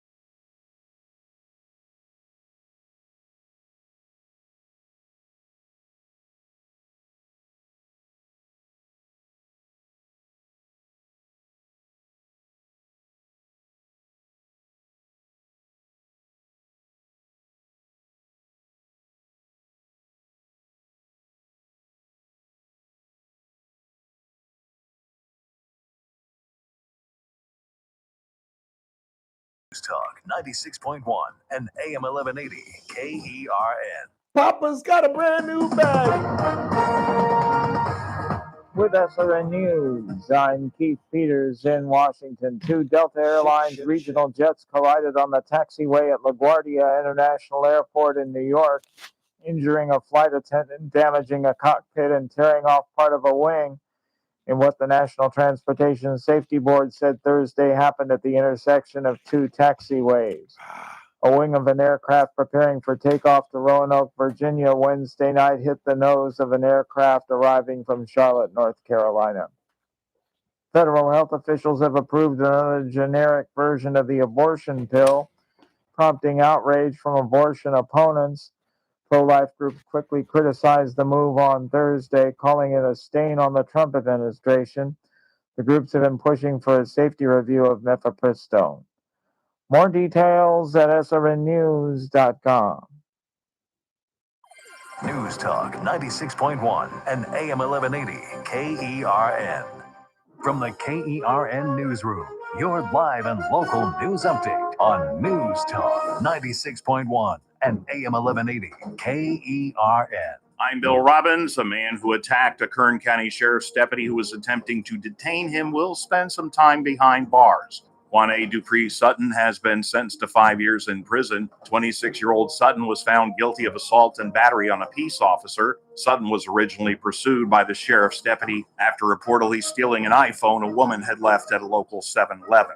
Vandalism at Jewish graves reported inside the historic Union Cemetery. Dozens of headstones with the Star of David were found lying on the ground at the Home of Peace Jewish Cemetery inside Union Cemetery. Gravestones were in Hebrew and English. The community is being asked for their help to find the vandals. I'm Bill Robbins in the KERN newsroom with news every half hour or when it breaks on News Talk 96.1 and AM 1180 KERN. For over 50 years, the St. George Creek Festival has been a fall favorite for Bakersfield residents, and this year, American General Media is proud to be a media sponsor for this annual event. October 10th through the 12th, you'll experience traditions and tastes of Greece in a relaxing outdoor setting right here in Bakersfield. Enjoy all your Greek favorites from souvlaki to gyros, plus tantalizing desserts like baklava and loukoumades. Live music will be provided by the Olympians, as well as a DJ. Plus, enjoy St. George's amazing Greek dance groups. Something new this year is our sports taverna. Watch your favorite games all weekend long as you enjoy your favorite libation. This is a fall event you don't want to miss. Admission is $5 for adults, children under 12 free. So don't miss the St. George Creek Festival, October 10th through the 12th, located at 401 Truxton Avenue in the Hellenic Park. Open Friday from 4 to 10, Saturday 11 to 10, and Sunday 11 to 7. Admission is $5 for adults, children under 12 free. Opa! Don't miss Megyn Kelly live on stage with special guests Charlie Sheen and Victor Davis Hanson, November 20th at Dignity Health Arena.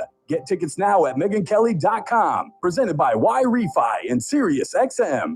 Friday's Armstrong and Getty show will be one day closer to the Hamas deadline. We'll be one day further into the shutdown that nobody cares about. Let's try to nail down this question of, does the Democrat plan actually include taxpayer-funded health care for illegals? Yes or no? Here's a hint. It's a lot closer to yes than no. That and all the news of the day on the next Armstrong and Getty show. Weekdays noon to 2 on News Talk 96.1 and AM 1180 KERN. The Clay Travis and Buck Sexton Show, live 9 to noon. Now back to the Ralph Bailey Show on News Talk 96.1 and AM 1180 KERN.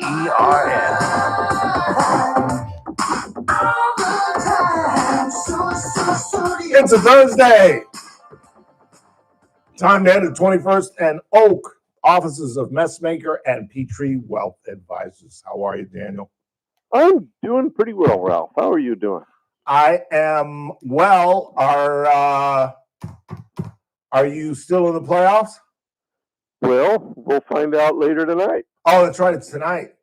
Yeah. It's tonight. I wish y'all would have wrapped it up last night. How did you guys let Well, the that's Yankees what win? scares me. That game could have been won by us. And Should have been won by you. When it could have been and does not, it usually means the next game does not as well. Yeah. At least if you're a Red Sox fan, it feels that way. And Yankee Stadium is just going to be nuts tonight. Yeah, and we're starting a rookie. It's got to start like right now. It's 7:30 on the East It Coast. was supposed to be a 3 start, but I think they moved it back to the prime because of its Red Sox Yankees. So it's about to start like right now, Chris? It starts at 5. It starts at 5 our time? That makes sense. 5 o'clock our time. Yeah, that makes sense. It was scheduled for 3 our time, or 3:08. I don't know why they have that odd time these days. Yeah. I am very excited. I've got new life in my Dodger belief. You guys, you won the first game? We swept them. Okay. But that's not what's things important. are happening so fast. Yeah, that's not what's important.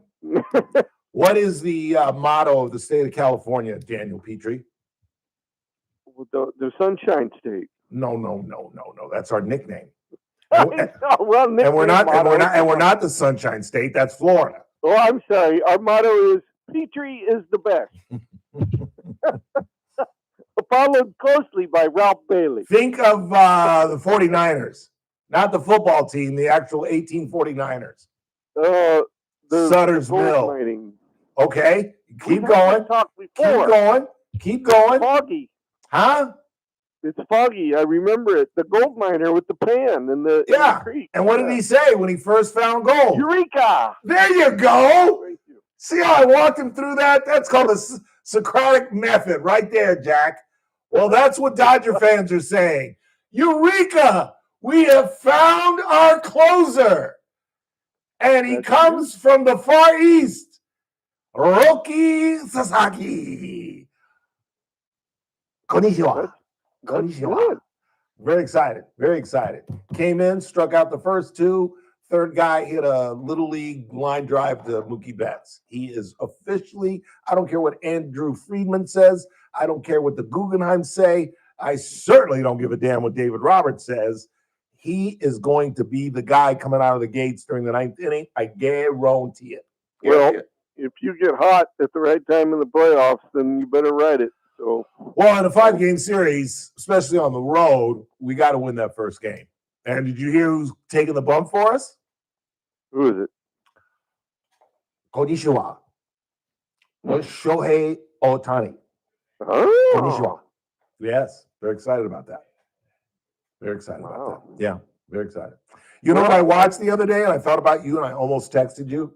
Oh, please, whenever you want to, feel free. It was kind of late.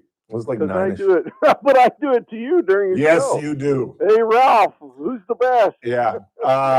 Have you ever seen the 30 for 30 4 days? Say it again? It's a 30 for 30, a ESPN documentary called 4 Days. No, I don't think so. It picks up the ALDS with the Red Sox down 3-0. The comeback. Yes, and it is really, really good. Oh, and it starts with, who was your mentor? Who was the guy that Kevin Millar? Millar is the guy that got started. M-I-L-L-A-R. And they have the very first time he said what was the famous quote? Oh, what does he say? You're not a Red Sox fan. Well, I've forgotten. You're a long fake. ago. Why not us? Yeah, why not us? Why not us? And they win that first game, and then there's the Dave Roberts steal. Yes. Set up another win. Then they win the third game in New York. And I just remember they interviewed Spike Lee before Game 7, and Spike is all dressed up in his Yankee stuff, and he's like, "I'll be honest, I'm scared to death." I was like, was that the Bloody Sox series? Yes. Yes. Okay. I thought where Schilling won Game 6. Oh, yeah, with his sock all bloody. Giving me goosebumps, Mr. Bailey. Yeah, that was pretty cool. Was and Poppy was just a dog. He was awesome. Just a dog. God, he was amazing. Where he comes in that 6th inning, and he hits a drive to left field, and it's gone, and it's 2 feet foul. Oh. And then he fouls off 2 other pitches, and then he hits a 2-run home run. It was just, it's really a good. You had good when he was up with the game on the line. You felt pretty darn good about it. Yeah, he really was one of the best left-hand hitters of his era. And we got him for cheap from Minnesota. Yeah, he did. Way back in the day. And you forget that. What's the most dramatic thing ever happened to Poppy, Chris Burdick? Off the field? Yeah. See, we forget. We absolutely forget. And it wasn't even that long ago. PEDs too? No, he got shot in the DR. Oh, that's right. Remember that? Oh, I do. He should have died. I totally forgot He got shot at point blank range in a bar and survived. That's a badass. I totally forgot about that Did story. we ever find out the reason for that? Why did that guy? I'm sure it was some sort of gang relation. No, I want to say something, but I don't know if it's accurate, so I'm not going to say it. I'm lying. I thought it had something to do with the guy thought that he was hitting on his wife or something like that. Or maybe that was the night I got punched in the face. I can't remember. No, I'm kidding. No. Maybe I won't go out to lunch with Ralph. Chris is looking it up, but we'll find out. I am too as we speak. Yeah. Can you believe that? And now he's one of the best. That crew with who's on that crew? DJ, Derek Jeter, and Poppy, and is it A-Rod is the third guy? Yes, A-Rod used to be. Is he still? I think so, even though he owns They put a hit on him. Oh, is that right? That's what I'm reading. Here, read it. The Yankees? No, not the Yankees. When he was in the DR. Where was he? The DR? He was in a bar in the DR just visiting, I believe, and they're saying that a drug trafficker, Cesar Peralta, had an orchestrated hit put out on Ortiz and sanctioned the hit squad trying to kill him. And I mean, he was shot at point blank range, and he lived. It doesn't say why they put the hit on him, but they put a hit on him. Yeah. Well, what did my dad say? 8 out of 10 questions. Money. That's fair, true. Money. Probably owed the dude money. But speaking of money, right? Things went south today after the second day of the shutdown. A little bit. A little bit. Get too worried. Yeah. How long do you think this thing's going to go on? Ooh. Until one side feels the pressure, and right now I think they both think they need to do it. They both think they have leverage. They do, which is rare. That doesn't typically happen. No, it doesn't. And the way the nation is, they're probably 50-50 right. Yeah. Yeah, it's bizarre. It is crazy. Do you think that the Obama subsidies will be renewed by January or hopefully before November, December? Because like I was explaining when Mike was here, open enrollment for those of us who have employee provided health care begins like next month. Your insurance kicks in on January, but you got to make enrollment starts as early as November, and I think This ours is correct, because here for our office, we've got our new, it's like, here you go, here are your choices. Exactly. Alternatives if you want them. And that's like next month. So they've got to make a decision pretty damn sure. I can't see a mess in this country, though. It really is. I just don't quite, and I can see both sides, but it seems like we never get one side or the other. We get a hodgepodge that makes everybody unhappy. Yeah. And I think the whole nature of, I don't know if I should say this because I know there are a number of physicians, including Greg Williams, who are listening, but it just seems to me that the nature of the medical field has changed, that there's so much money in it for these guys that it's all about numbers and getting in patients and getting in the copay. Yeah, I would agree with that. And it just, I just didn't. The whole vibe feels different Yes. than when you went to the doctor 40 Yes. years ago. Thank you.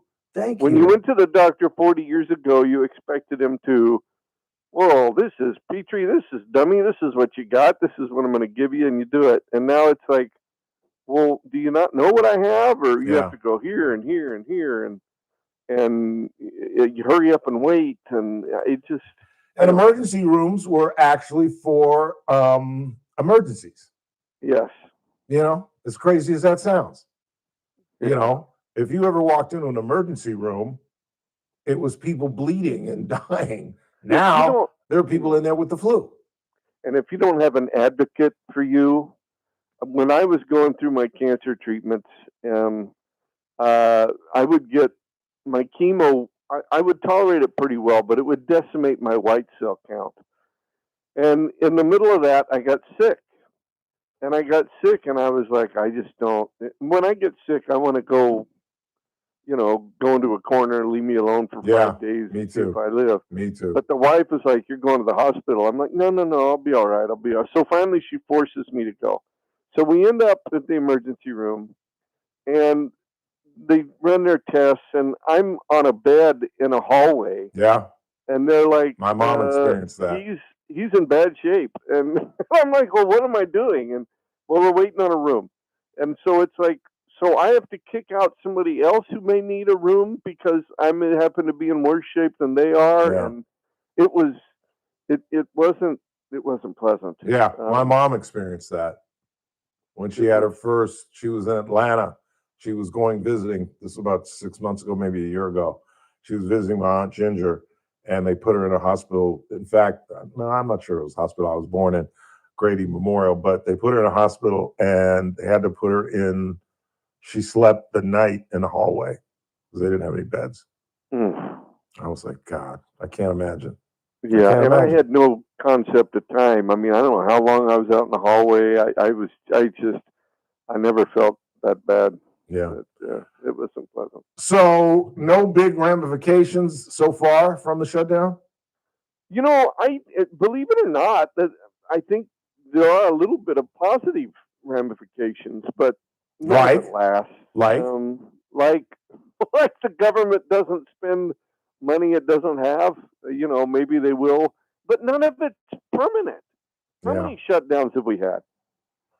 They began, I think, in '92. I think we've had any. Go ahead. I'm sorry. I think we've had like 5.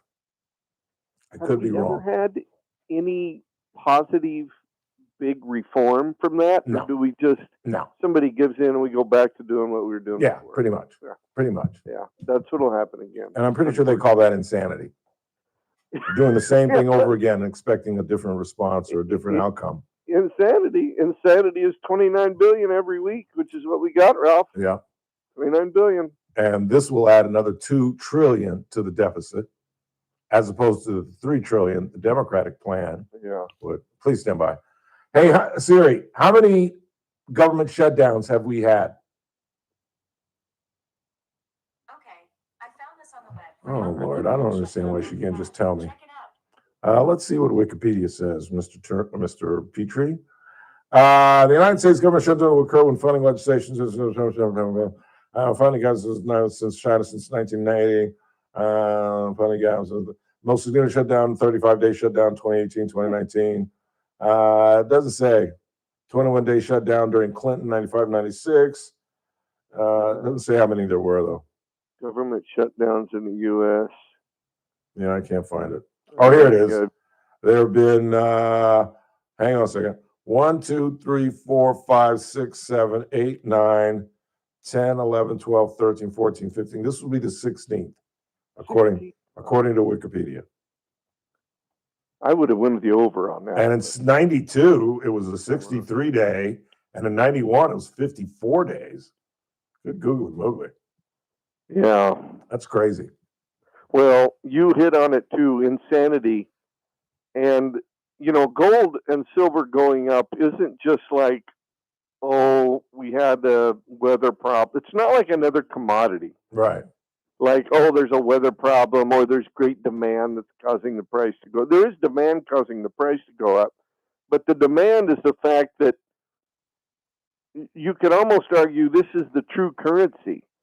And the reason it's going up so strongly means that the fake currency, the one we use, is they're losing trust in it, I guess I should say.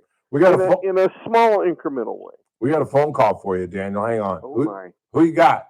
Chris Orr's on the line. Chris, you're on the Ralph Bailey Show with Daniel Petrie. Yeah, this is basically, hey guys, hope you're doing well. To give Mr. Petrie kudos, I at the behest of Ralph Bailey, is an advertisement for him. I had Daniel take over an IRA I had for my hospital in North Carolina. Nice. And it has been nothing but get better and better and better. So he really does a great job at his work, and a lot of people can help him manage their financial future. Outstanding. You might find yourself on a AGM commercial. Yeah, I know. That's I pretty got a good little stuff. bit of goosebumps the first time in a long time. Thank you very much, sir. Nice call, Chris. That was kind of you, man. Very nice. I appreciate that. All right, buddy. Take care. Oh, I got something I can add to my live spots, at least. There you go. Yeah, that's nice. Chris Orr. He's a good guy. Yeah. Oh, he's a really good guy. Long time listener. Very good guy. Really? Yeah, long time listener. Your listeners, Ralph, are very much. It's an easy sell from. I shouldn't say sell. I hate that word because I don't view myself as a salesman. Right. But it's very easy for me because when they come to me, they feel like they know me already. Right. The radio show. Right.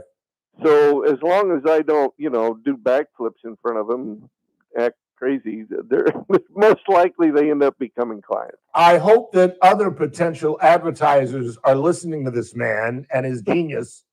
This man is a genius. You come and be a part of the show. You come be a part of the show, and your potential clients feel comfortable with you. They know who you are. They've heard him talk about his wife.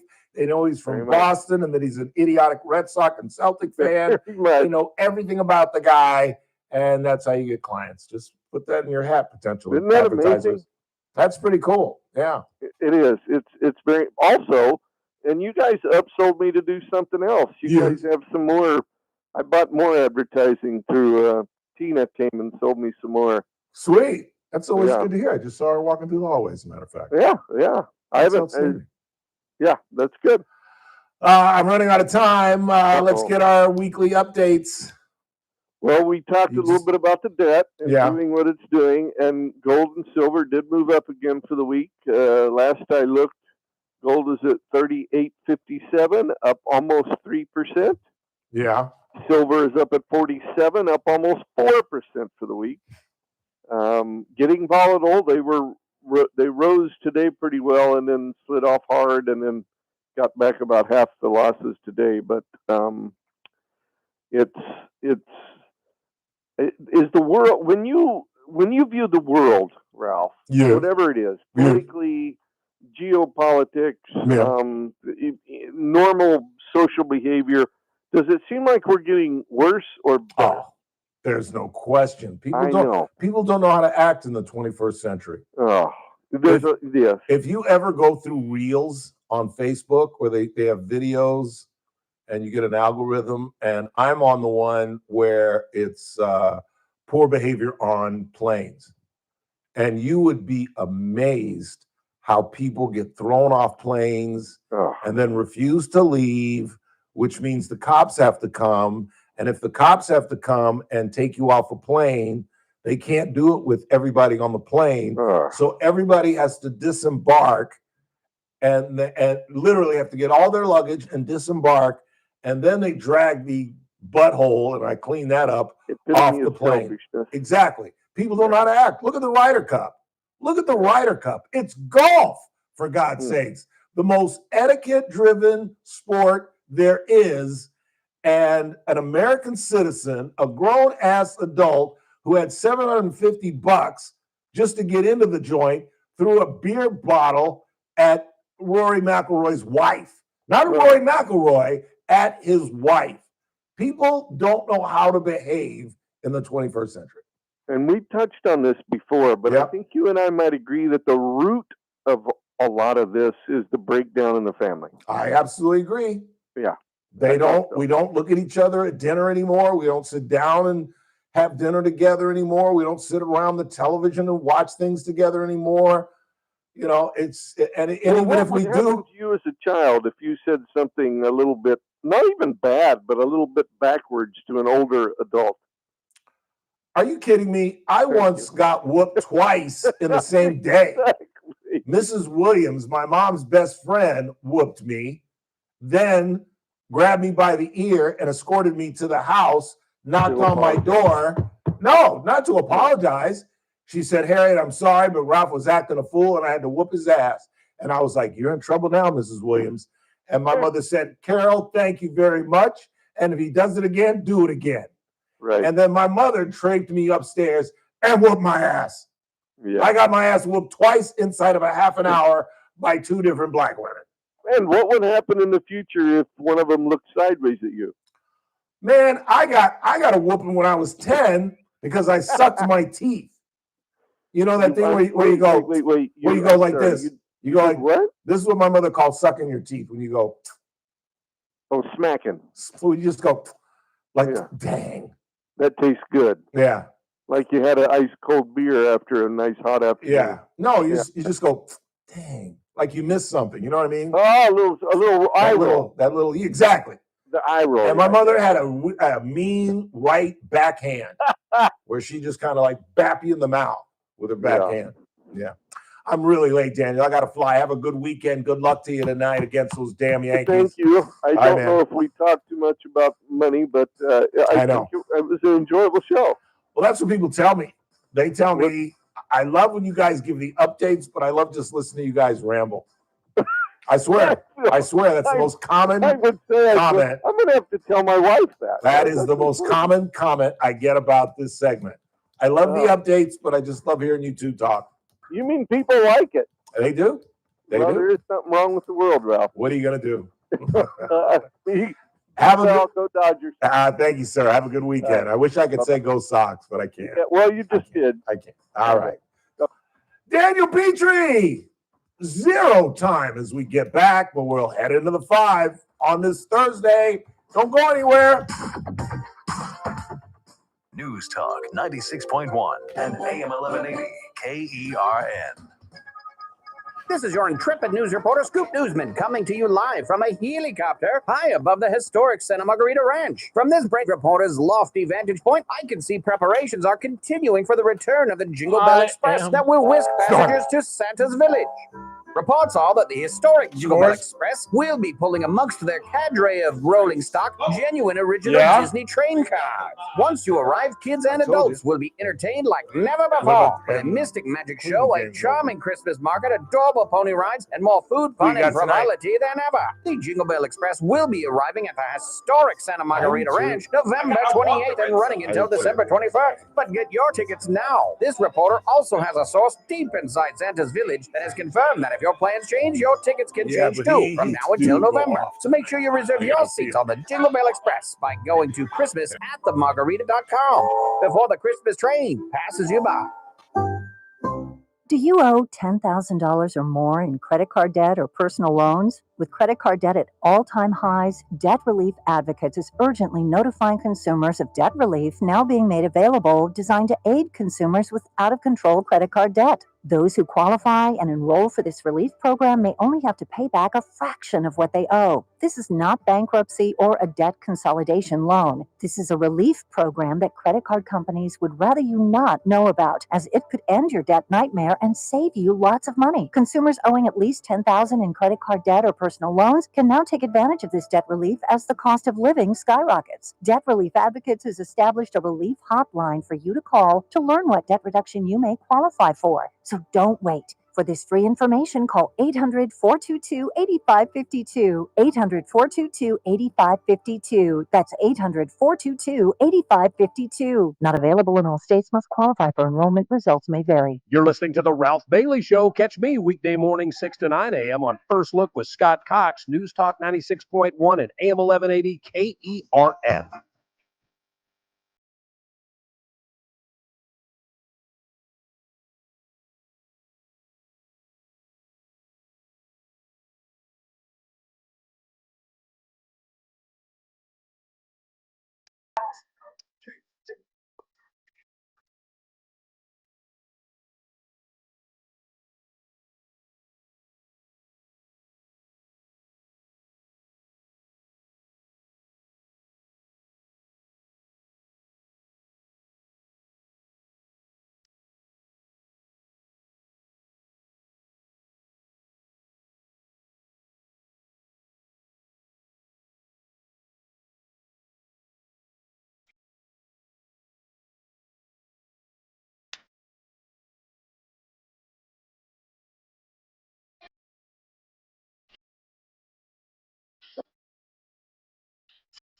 Headed into the final hour of the broadcast on this Thursday, there is trouble in the WNBA. The players, it's mutiny on the hardwood.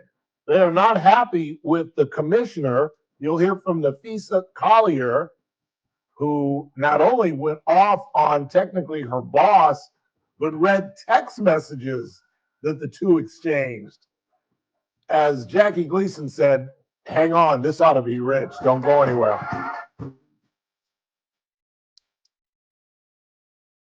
This is AM 1180 KERN Green Acres. This is 96.1 FM Bakersfield. Online at KERNradio.com. I'm gonna go grab me another one.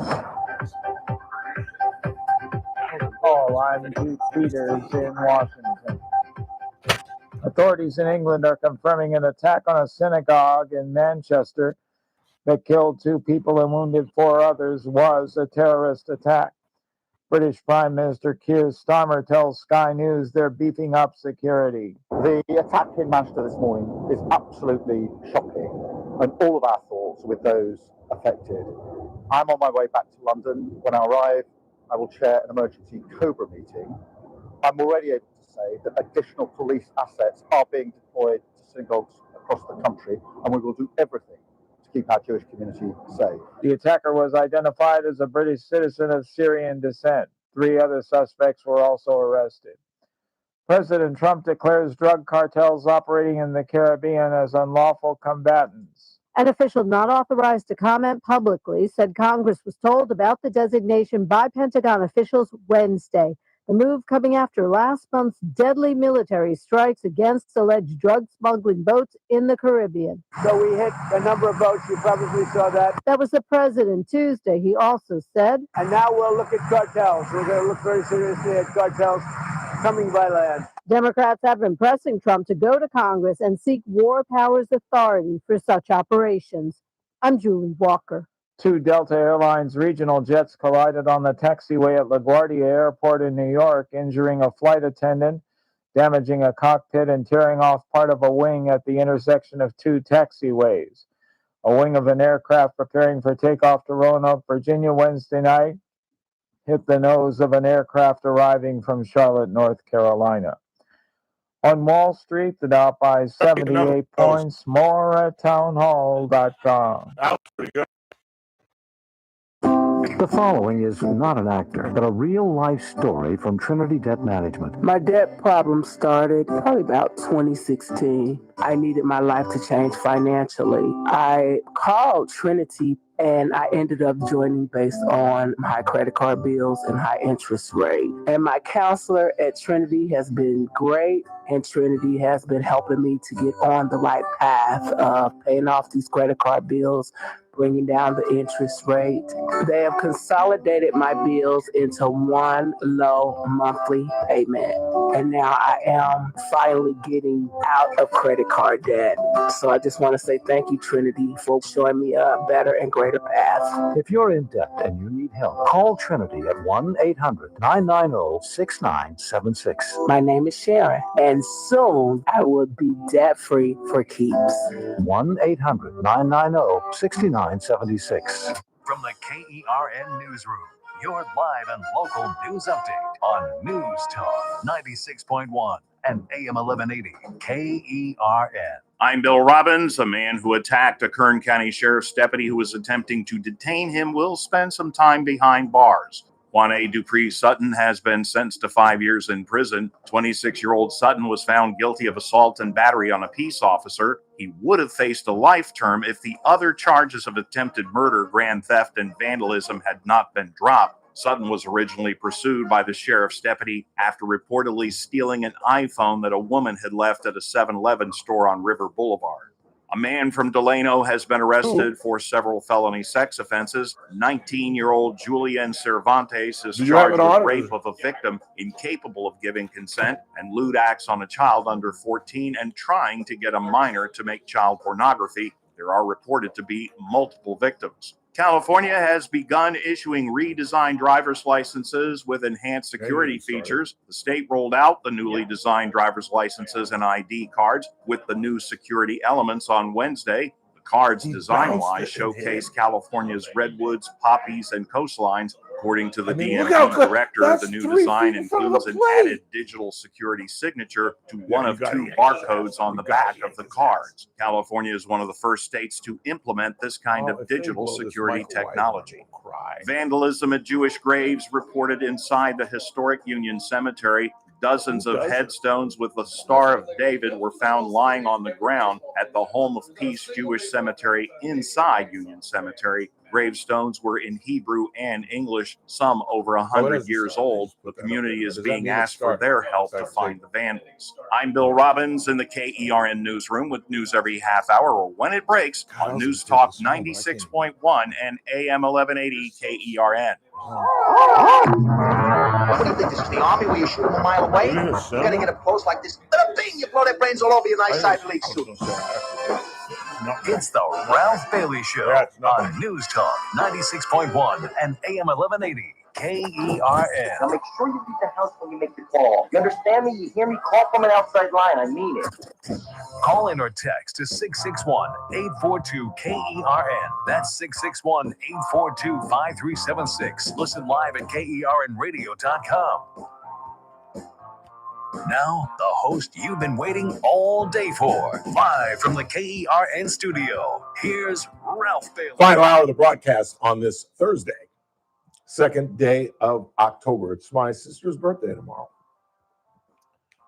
My oldest of my 2 sisters, who was adopted in Nashville, Tennessee, while my dad was going to med school. They told my mother after my birth that she could not have children again. And they did not want me to be an only child. So Patrice was adopted while we were living in Nashville in 1966. And then some 6 years later, out of nowhere, my mom got pregnant. Well, she actually got pregnant twice. So I'll have to tell you about the first pregnancy. And then I remember that she didn't talk about her pregnancy until she got like 4. So she like actually began showing. And I didn't even know either? Well, of course he knew. Okay, well, no, that's why I'm curious. They just didn't talk about it. We knew. Whole family knew. I was 10, so I knew what was going on, but she didn't talk about it. She didn't tell friends because she just had a miscarriage about 6 months before that. And back in those days, you didn't really talk about your pregnancy until about 3.5, 4 months. Now, right away. They're like 2 weeks and they're having like a, what do they call those parties where they figure out? Reveal, yeah, they have gender reveal. She's 3 weeks pregnant. It's like, are you ridiculous? But I told the story 1,000 times. We're living in Cerritos, and my mom had the baby, had Bettina at Sentinel Hospital days after Dan Blocker had died there. Dan Blocker, who played Hoss on Bonanza, he died of, I think it was cancer. And it took us 3 hours to get to Inglewood from Cerritos, which is like a 45-minute, maybe an hour drive. Took us 3 hours. And I'm 10 years old in the back crying like a baby. Never gonna see my little sister. You don't know what you're doing, Grandpa. Just be quiet, boy. And my grandmother's trying to read a map. It's 1972. And she's got, and I'm like, this is literally a quote from 10-year-old Ralph Bailey. Grandma, you got that upside down. She's like, oh, thank you, baby. It's like, we're never going to get there. Took us 3 hours. Took us 3 hours. Cerritos to Inglewood. And we get there, and I said, oh, my God. Because it was just nothing but media for Hoss. And I'm 10. I wasn't very bright. And I said, all this media attention for Bettina? Just because we're having a baby? And like I said, the only time I ever made my family laugh is when I wasn't trying to. And my grandparents just cracked up. And I remember my grandfather, boy, get out of the car. And my sister was born. What are you going to do? What was I going to do? I was going to do something. Oh, I was going to get into WNBA stuff, but let's check the board before we do that. What do you got? JD has chimed in. What's up, JD? He said, if that bullet was left or right by an inch, Big Papi would be playing for the Angels. Ain't that the truth? Yeah, he would. He'd be playing backgammon with my dad. It's amazing. And we completely forget about that. I totally forgot. Because he looks like a champ. Yeah. He looks like he's in better shape than he did when he was a player. I think he's the best part of that group, Derek Jeter and A-Rod. Love me some. Well, don't tell me the Padres have come back, have they? Nope. They just lost? It's done. They lost? Yep. Cubs win. Outstanding. Now come on, Red Sox. So the Cubs have advanced. They just knocked out the San Diego Padres. They'll be taking on their division rival of the Milwaukee Brewers. Cool. That's going to be a good series. That really is. Great series. That really is. Let's find out some things. Hey Siri, what is the how do I put this? The season matchup between the Cubs and the Brewers? Give me a sec. ESPN has that automatically. Yeah, we'll look that up for us. Let's see what's. I would bet that the Brewers have a decided advantage, wins and losses against the Cubs. What say our computer? Because you figure they're in the same deal, right? No. Yeah, they're the same conference. They're the same division. Same division. So they play a lot. Yeah. So what was the record? I'm guessing. Well, first tell me, before you got the record in front of you? I'm working on that right now. Okay, before you don't tell us the record. Tell me when you find it. Okay, I got it. You got it? Okay, how many games did they play? They played 13. I'm guessing 13. Oh, I got to do the math because I got a 40 on math SAT, so I got to figure out what is what and what will make 13. I'm pretty sure 9 and 3 will make 13. No, that's not true. And y'all think I was doing that as shtick. I really can't count. I'm going to say 9 and 4. You want to hear it? What do you got? Cubbies actually lead the series 7-6. Really? So they're dead. Ooh, this is going to be a good series. And to be honest with you, I always see the Brewers as the Minnesota Vikings of baseball. What do you mean by that? So during the regular season, Yeah. every single year, they usually have a stud player, have somebody that's incredibly statistically great. Christian have Yelich. a lot of hype going into the playoffs. Yeah. Playoffs show up. Well, you know why that is, because they got to face us. True. Most of the That's time. my point, is that there's always somebody that's a little bit better than they are that knock them out. Yeah. Craig Counsell, you got to give it to him. He's a good dude and a good manager. He really is. He really, really is. And they've always, I mean, every year I can think of Milwaukee's always at least thought of in the playoff picture. Never been to Wisconsin. Never been to Milwaukee, obviously. I hear good things. I do too. Mr. Arieh, former Green Bay Packer, lived in just outside of Green Bay, said he loved it, other than the cold, but he said he loved it. It's beautiful country. Beautiful country. And I have another buddy that went to Madison, went to UW in Madison. And a beautiful and state. loved it. Huh? Beautiful state, you mean? What'd I say? Country. Whatever. It's white people. It's white people country, that's for sure. That's ridiculous. Cheese people country. What else you got? Let's see. Republicans can keep the government open. They have 53 votes in the Senate. They can just pass a continual resolution like they did to force their Fed and Supreme Court justices and push them through with simple majority. Republicans want the government closed. No, they need 60 votes. They need 60 votes. You forgot about filibuster. They have 55 now. Because as I mentioned earlier in the broadcast, 3 Democrats, including what's the guy, the Lurch from Pennsylvania, John Fetterman, and the Latino woman from Nevada who just got elected, Catherine Cortez Masto, and Angus King. I love that name, Angus King, an independent out of Maine, were the 3 Democrats that sided with Republicans, and you say, well, then it should be 56. Well, Rand Paul from the Commonwealth of Kentucky voted with the Democrats. So we need 5 votes. 5 votes that I think we're going to get. I'm guessing Monday, Tuesday, Wednesday of next week. And as I predicted, I do not think that the Obama healthcare subsidies are going to lapse. In other words, in January, they go away. And like I said, as most of you know who have jobs, open enrollment for 2026, at least for us, I don't know about you guys, but for us, it starts like in a couple of weeks. We'll be getting emails from our wonderful HR lady in like a couple of weeks. You know, it starts, your 26 insurance starts January 1, but open enrollment is like November, maybe the first week of December at the latest. So they're gonna have to put some giddy up in their giddy up if they want to get this thing done. And I don't think that the Republicans want 25 million people taking off Obamacare.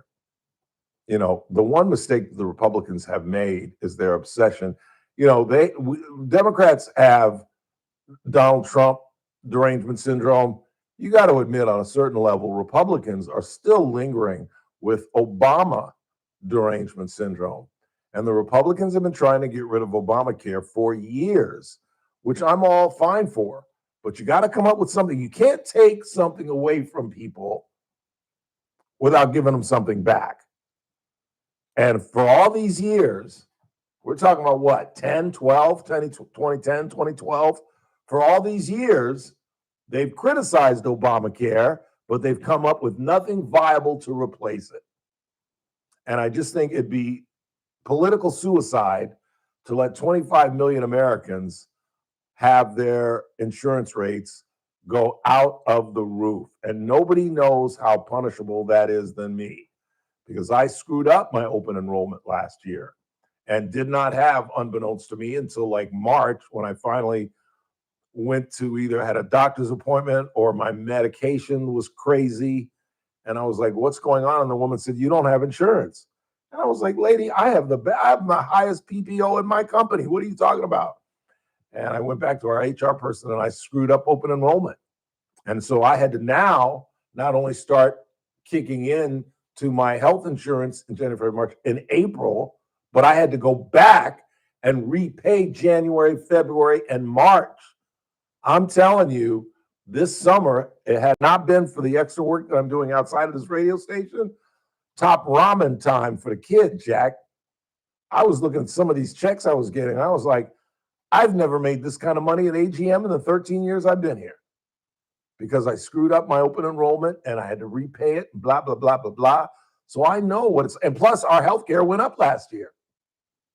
And it's going to go up significantly for 25 million folks. And I just don't think Republicans want that at their front doorstep. That's why I firmly, firmly believe that those subsidies are going to be renewed. They'll figure something out with a continuing resolution by the end of next week, and they'll work this thing out. It might have to be an open resolution by itself, a standalone bill, but it'll get done. I guarantee you about that. I don't know much, but that much I do know. Let's go ahead and take a break, and we'll delve into this WNBA Mutiny on the Hardwood, I'm calling it. Starring, what's her name? Nafisa? No. Oh. Cheryl Reeve. Who the players believe is, what's the word I'm looking for? Completely and totally incompetent. And he's right. It's Nafisa, say it again? Nafisa Collier. And it's a pretty long bite, but it's worth listening to just to understand what the hell is going on with these so-called underpaid women who even Reeves says, what did she say? They should kiss the ground for the media agreement that she got. And that Caitlin Clark, if it weren't for her and the WNBA, would be broke. Oh, wait till you hear this. This ought to be rich. It's the Ralph Bailey Show on a Thursday. Getting ready for National League Division time. Shohei Ohtani going to take the bump in the Commonwealth of Pennsylvania, the city of brotherly love. Yeah. It's the Ralph Bailey Show. News Talk 96.1 and AM 1180 KER, and we're streaming live at currentradio.com. News Talk 96.1 and AM 1180. Messmaker. First Look with Scott Cox, 6 to 9 a.m. On the Friday edition of the First Look program, we'll chat with the nice ladies from the Greek Food Festival. Please bring samples. Please bring samples. We'll have state-of-the-art news, traffic, and weather. We'll see how the government shutdown is going. It's all happening 6 to 9 a.m. right here at News Talk 96.1 and AM 1180 KERN. First Look with Scott Cox, 6 to 9 a.m. News Talk 96.1 and AM 1180 KERN.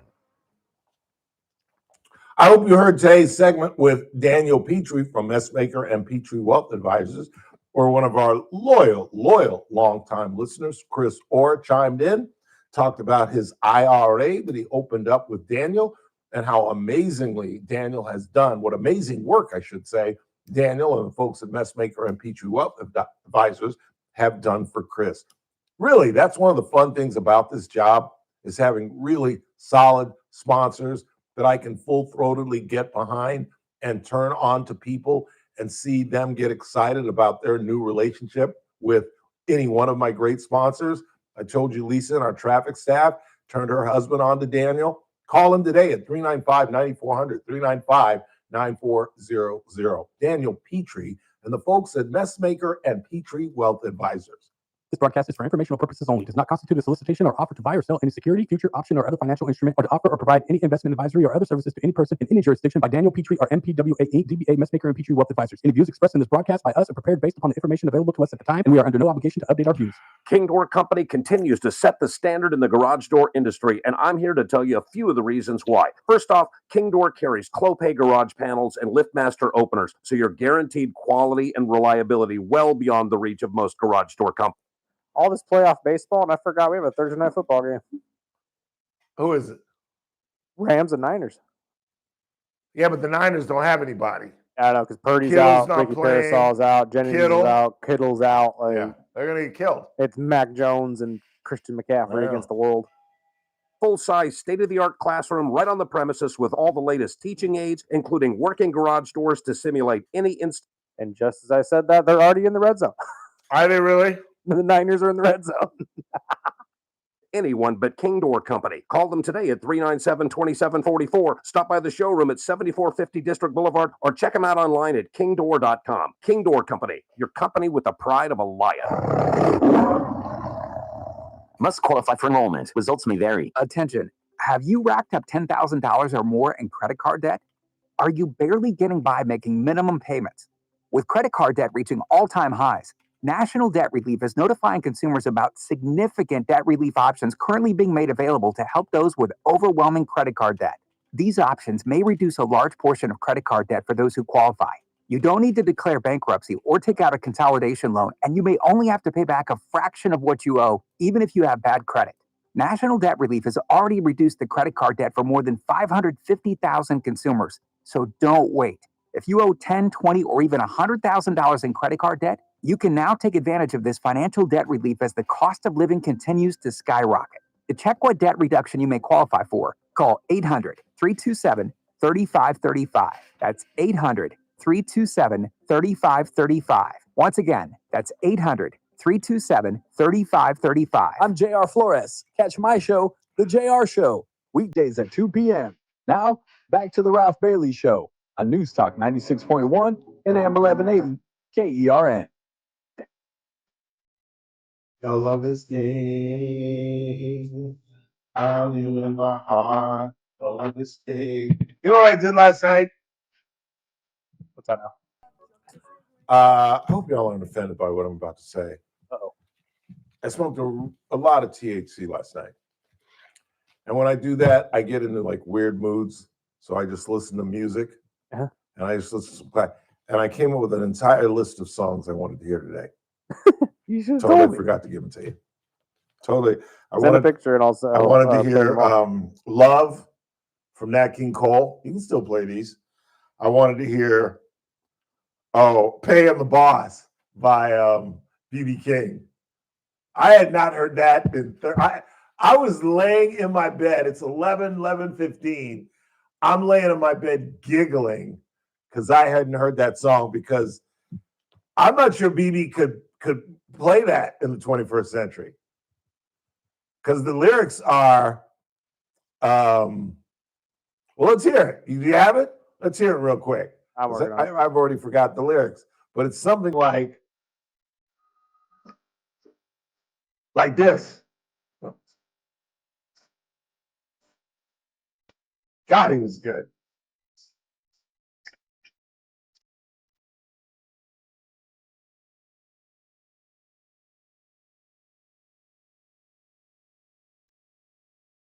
Ladies and gentlemen, B.B. King!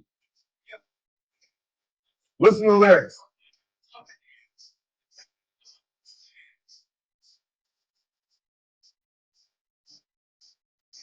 You must be crazy, baby. You must be out of your mind. As long as I'm paying the bills, I pay the cost to be the boss. I'll drink if I want to. I'll play some poker too. Don't say a word. As long as I'm taking care of your ass. That's right. That's right.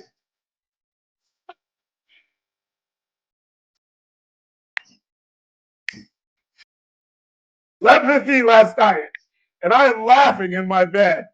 He could never sing that.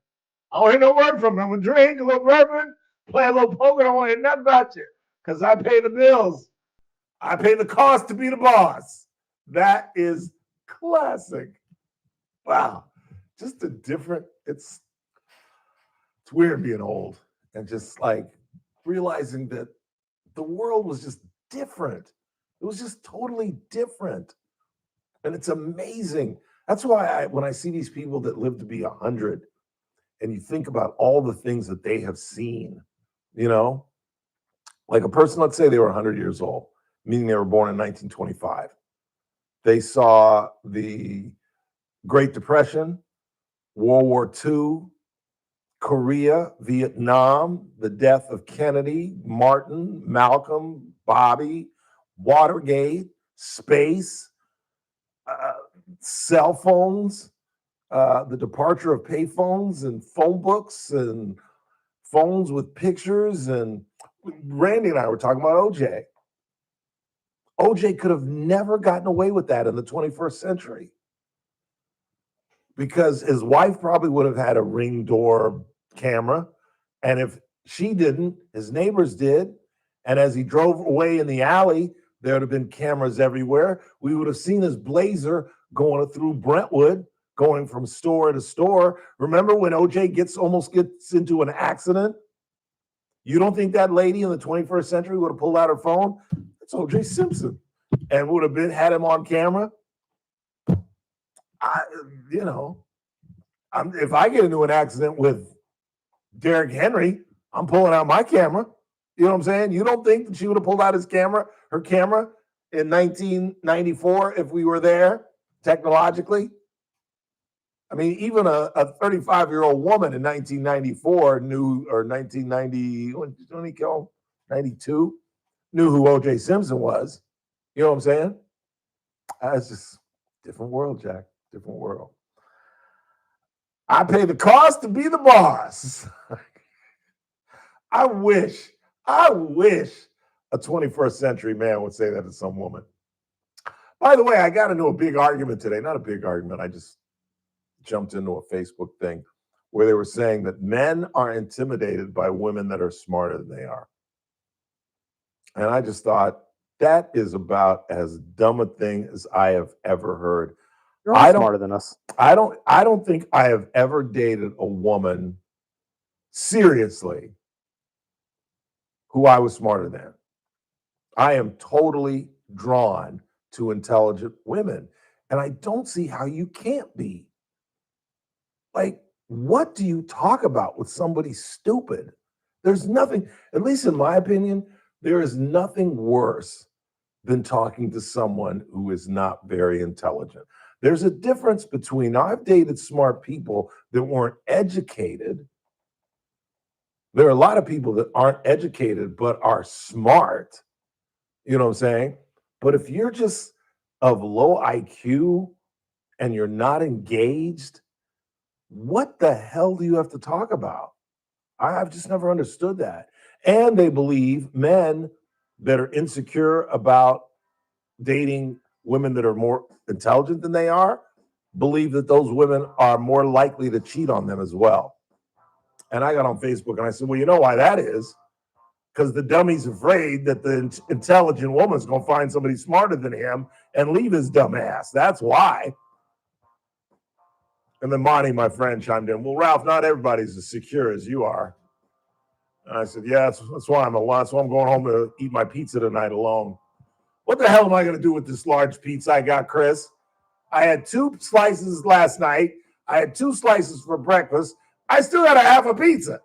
It's great the next night, but 2 or 3 days, that thing, I don't care where it comes from, it turns into cardboard.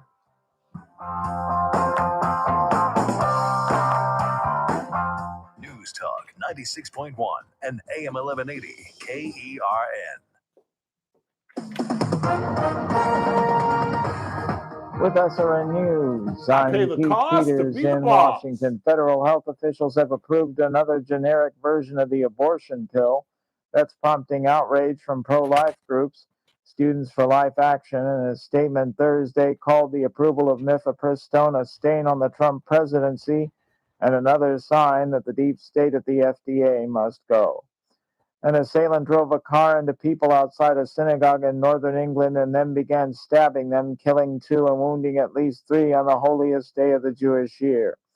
Officers shot and killed the suspect Thursday at the synagogue in Manchester. They described the assault as a terrorist attack. Authorities said the man believed responsible was a 35-year-old British citizen of Syrian descent. On Wall Street, the Dow by 78 points. This is SRN News. News Talk 96.1 and AM 1180 KERN. From the KERN Newsroom, your live and local news update on News Talk 96.1 and AM 1180 KERN. I'm Bill Robbins. A slow-moving ripple effect. That's how the federal shutdown is being described in Kern County. Concerns are about how long agencies can continue to function without disruption. Representative David Valadeo said there could be delays with help from the Department of Veterans Affairs or from the USDA. The shutdown requires agencies to stop all non-essential work. Hard Rock Casino Tejon's official opening date is set for November 13th. The casino will feature a 150,000 square foot gaming floor with over 2,000 slot machines and over 50 live gaming tables. This means a new massive gaming and entertainment complex less than 15 miles south of Bakersfield. I'm Bill Robbins in the KERN newsroom with news every half hour or when it breaks on News Talk 96.1 and AM 1180 KERN. Need cash fast? Tap into the value of your home with a home equity line of credit from Valley Strong Credit Union. Whether it's for home improvements, debt consolidation, or that dream vacation, you can get your cash offer in minutes. That's right, just minutes to unlock the power of your home's equity with no hard credit pull to see how much cash you can get. No stress, no waiting, just smart local banking that puts you first. Grow your possibilities with Valley Strong Credit Union. Visit valleystrong.com to get started today. Don't miss Megyn Kelly live on stage with special guests Charlie Sheen and Victor Davis Hanson, November 20th at Dignity Health Arena. Get tickets now at MegynKelly.com. Presented by Y-Refi and SiriusXM. Friday edition, Clay Travis, Buck Sexton Show. The shutdown continues. Will it run through the weekend? I think the answer is yes. We'll give you the absolute latest on the ongoing battle to fund the government. Plus, we will get you ready as we roll into the weekend, and hopefully we will have some fun with all of you. All that's still to come. Friday edition, Clay and Buck. Live 9 to noon, News Talk 96.1 and AM 1180 KERN. The Charlie Kirk Show, weekdays at 6 p.m. on News Talk 96.1 and AM 1180 KERN. Now, back to the Ralph Bailey Show.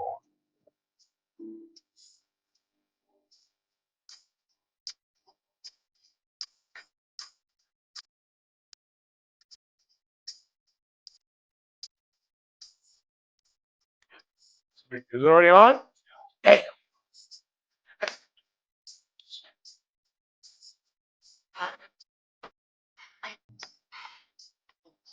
Love is all that I can give to you.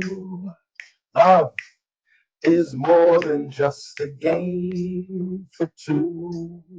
Two in love can make it. Take my heart, but please don't break it. Love was made for you and you. Nat King Cole. I laid in bed. The stewardess are serving sodas and drinks, 35,000 feet, high as a kite. And I must have played this, performing it in my bed, by the way, 6 or 7 times. Using my phone as my microphone. I'm a weird guy. Love is more the way you look at me. Oh, is for the only one I see.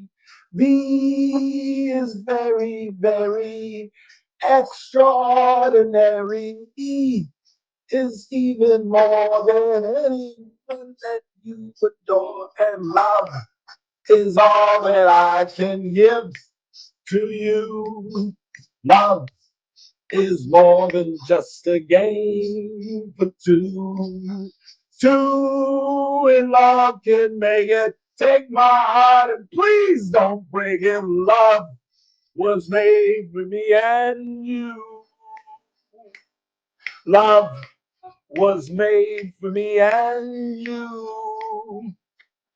Love was made for me and you.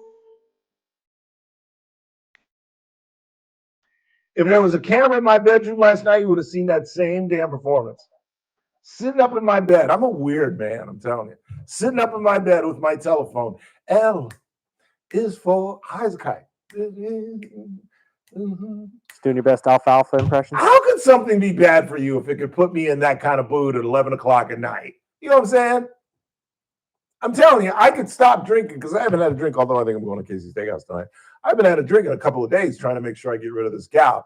But the THC, I'm not sure. I don't know. The only time I've, since 15, the only time I ever stopped doing THC is when I worked at the Californian because of drug tests, when I worked at 23, and when I worked at 29. And when I got out of television, I got into radio. Fired up, Morehouse, fired up. Sorry, I'm sure that turns off half my audience. You drug addict, you. Well, screw you. I've gotten bold with it once I found out that people my age were taking mushrooms. And I was like, I don't even mess with mushrooms. But I could name like 5 people that you all know.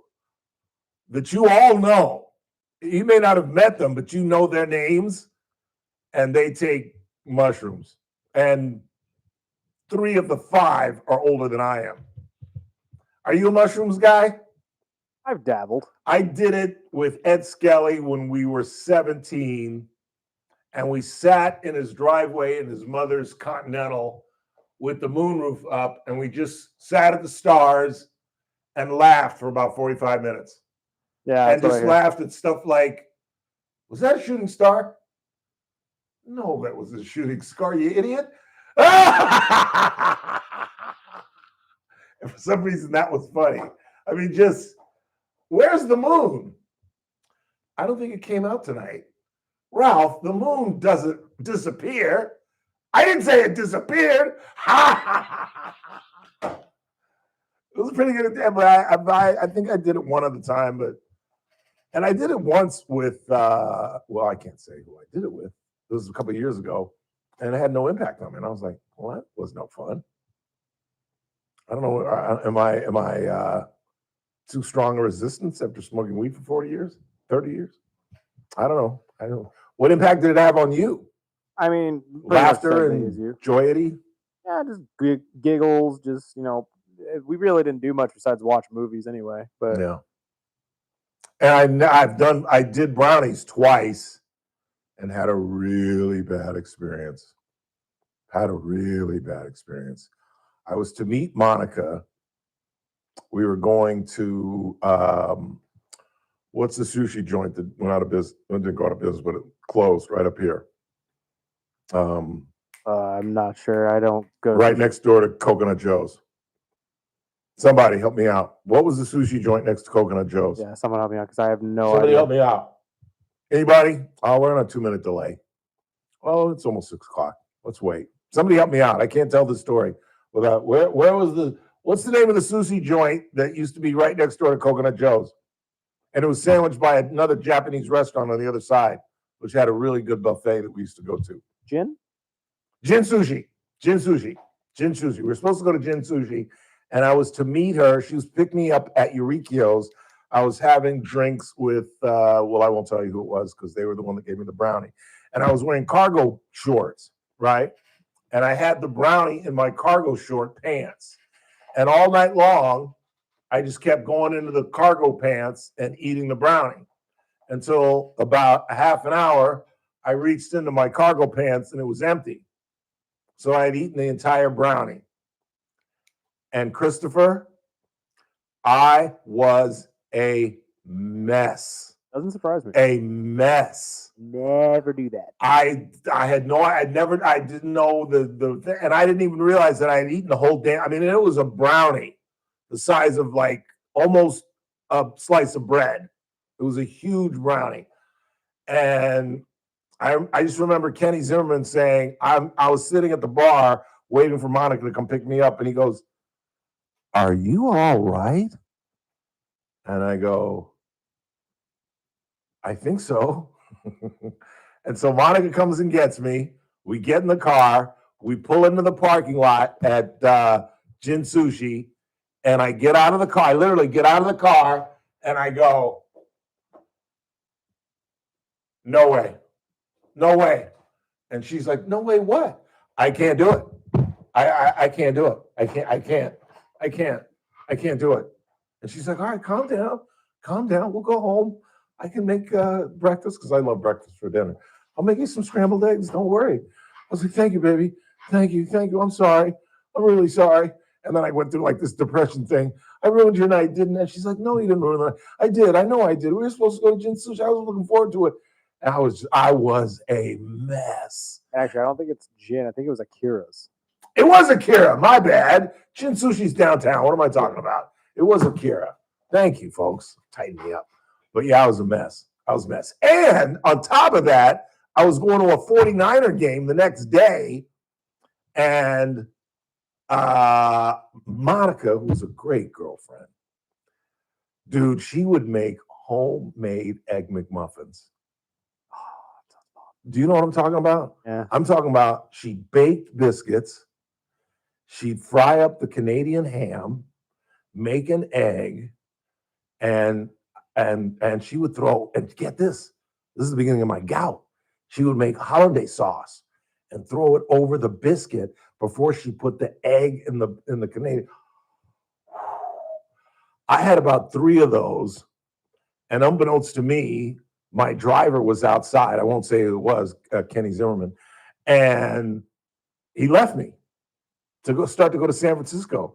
And I came outside finally, still kind of in a stupor, and there were these construction workers working right outside Monica's apartment.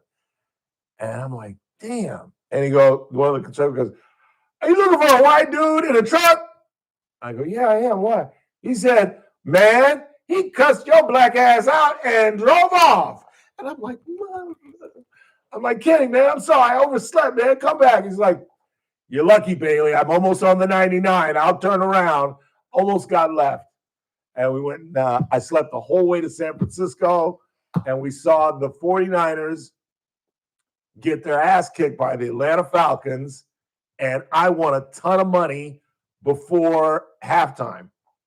I had the over, and the Falcons, this was Matty Ryan days, and they was probably at the same game. Yeah. All I remember is we were behind a beam. That's why I hate Candlestick. It was the worst park. There was like a beam there, and we literally had, when they were on a certain part of the field, had to do this. And the escalator experience and trying to get out of the Candlestick, they should have knocked that place down in the week after they constructed it. And Willie Mays, I'm telling you, Willie Mays would be the home run leader had he played anywhere than out on that cove out there just past Burlingame. It is just a horrible, horrible place. I heard they made condos out there. That'd be kind of cool, because that is kind of a cool little bay out there where Stick was, but it was windy. And I once went with my dad when I was a kid covering the state championship, and we went to a ball game, and I was wearing a sweater. And I'm telling you, Mark Twain was right. Mark Twain.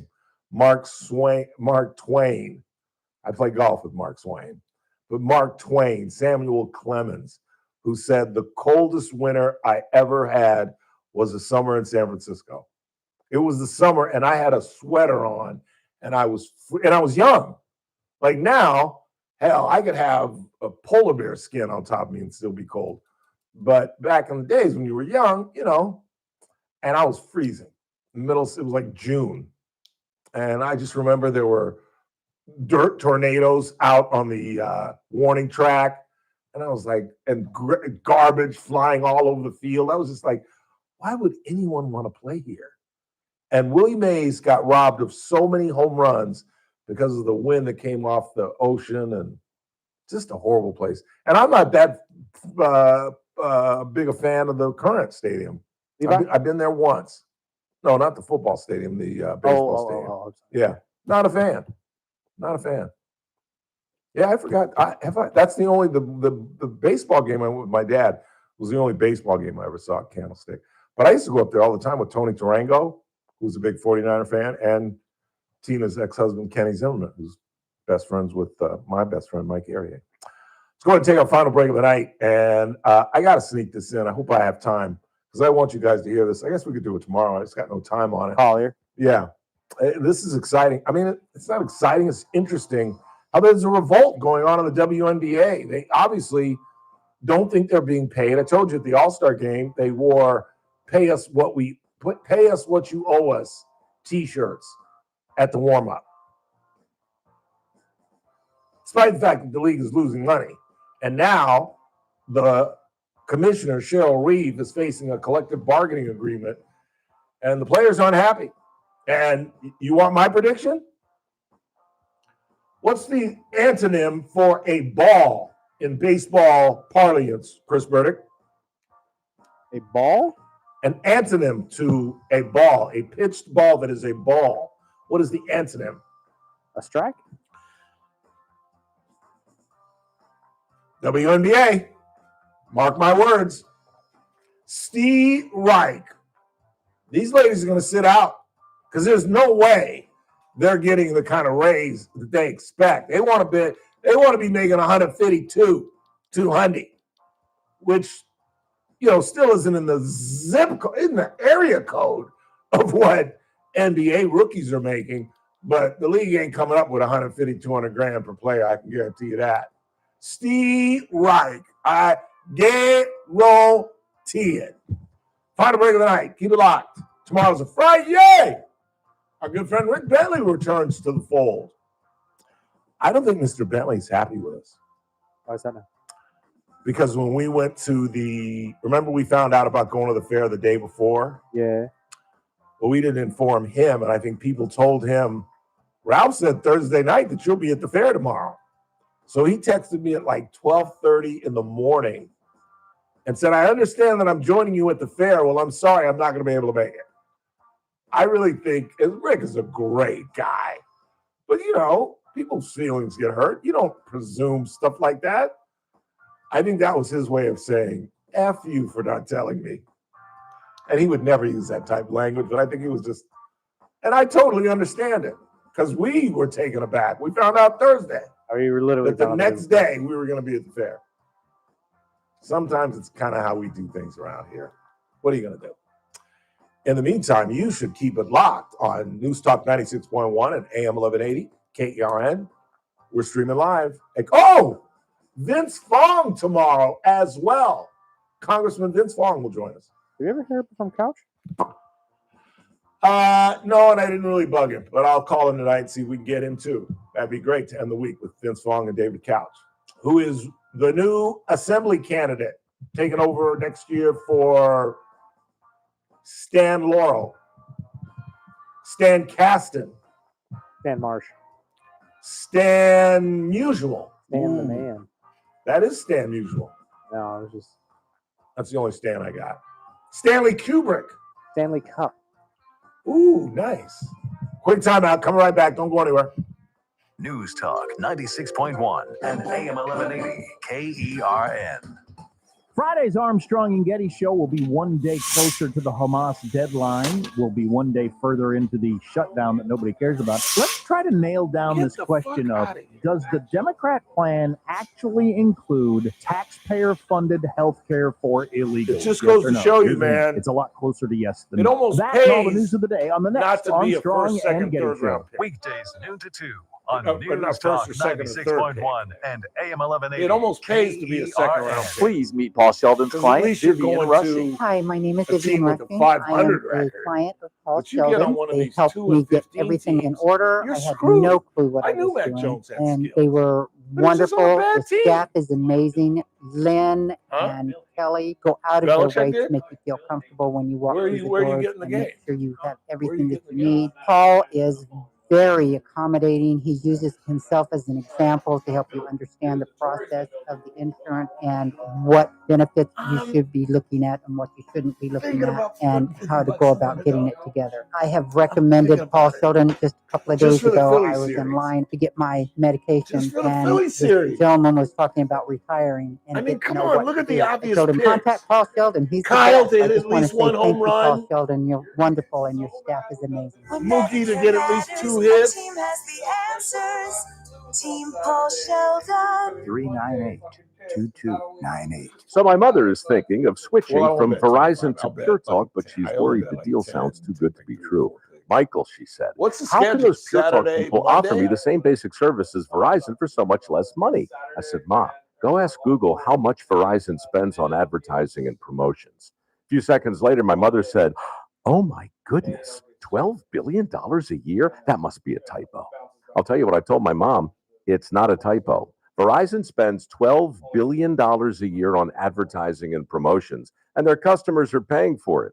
Well, Pure Talk doesn't spend that kind of money on commercials. Trust me, I would know. That's why they can offer you and my mother unlimited talk, text, and plenty of data on a crazy fast 5G network for just $25 a month. And if you're a business owner, you could really save a fortune. The best thing. Dial pound 250, say the words Mike Rowe, and you'll get an additional 50% off your first month. That's pound 250 Mike Rowe. Pure Talk. Everything you need and nothing you don't. Must qualify for enrollment. Results may vary. Attention. Have you racked up $10,000 or more in credit card debt? Are you barely getting by making minimum payments? With credit card debt reaching all-time highs, National Debt Relief is notifying consumers about significant debt relief options currently being made available to help those with overwhelming credit card debt. These options may reduce a large portion of credit card debt for those who qualify. You don't need to declare bankruptcy or take out a consolidation loan, and you may only have to pay back a fraction of what you owe, even if you have bad credit.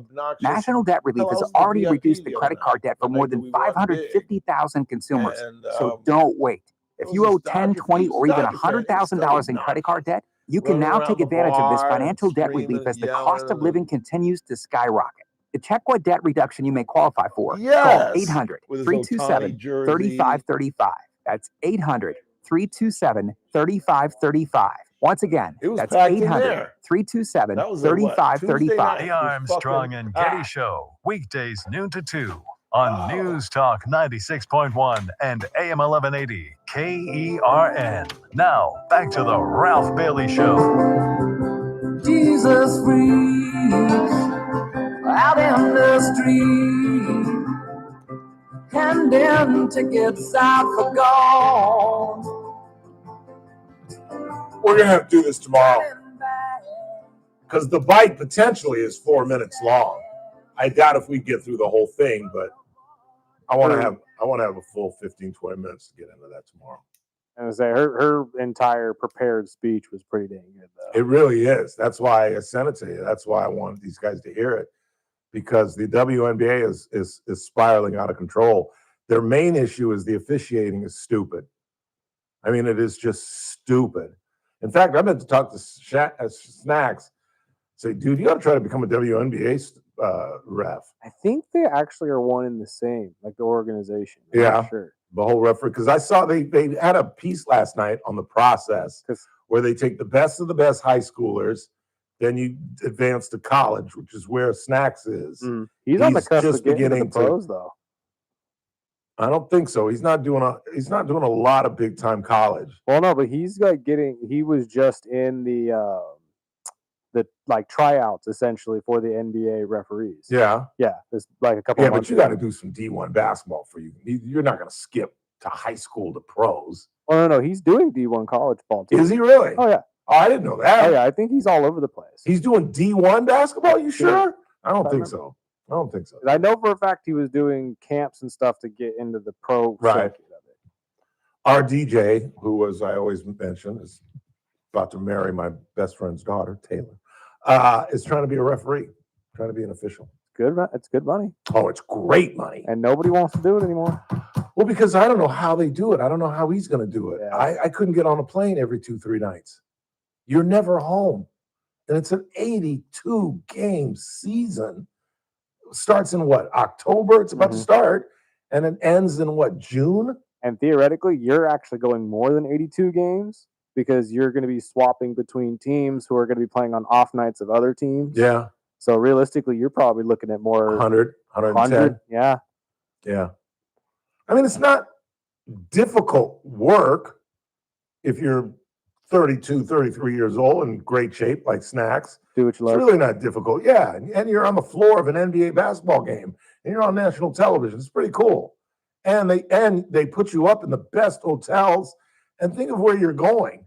You're going to Miami. You're going to New York. You're going to Chicago. You're going to Baltimore. You're going to L.A., San Francisco, San Diego, but you're going all over the country. You're seeing some of the best cities, and they're staying in some of the best hotels. You've got a stipend and a day payment. You don't pay for a damn thing. It's just the kind of abuse that you got to take is the biggest issue. But what are you going to do? 842-5336. I think basketball officials get the less heat. I think the biggest heat is, what do you think, football? Yeah. Over umpires? Yeah. Yeah. Because umpires really don't.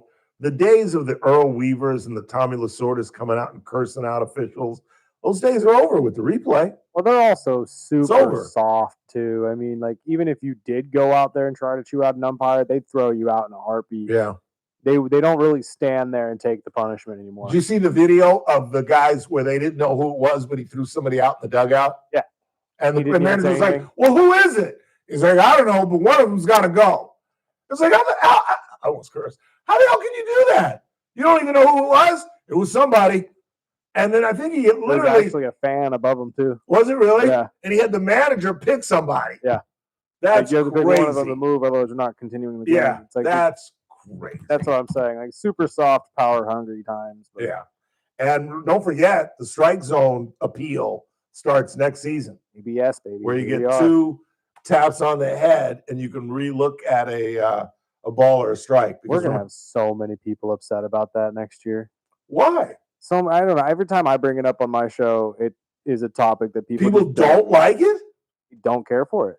Wow. That's what I keep saying. It's like, why would you not want this? Especially with the days of Angel Hernandez and a lot of these other guys that are just awful. And the Rodriguez guy that literally on one of my reels I found missed 32 calls in a 9-inning game. How many times does 9 go into 32? 3 times? 27? Yes. Almost 4 times. So that's 3 calls an inning. 3 calls an inning he blew. We're not talking like strikes outside. They were some bad. Some of them are right in the box. Yeah. And he called them balls. It's crazy. Crazy. Let's read 2 text messages and go home and watch the Red Sox. This first one says, let them strike. They will quickly find out how irrelevant they are. Caitlin Clark should start her own league and watch the WNBA disappear. By the way, the WNBA are inevitably distancing from before COVID ever existed. Well, you know, this Nafisa Collier has started a 3-person league. I wouldn't be surprised if the players could do this. They really could.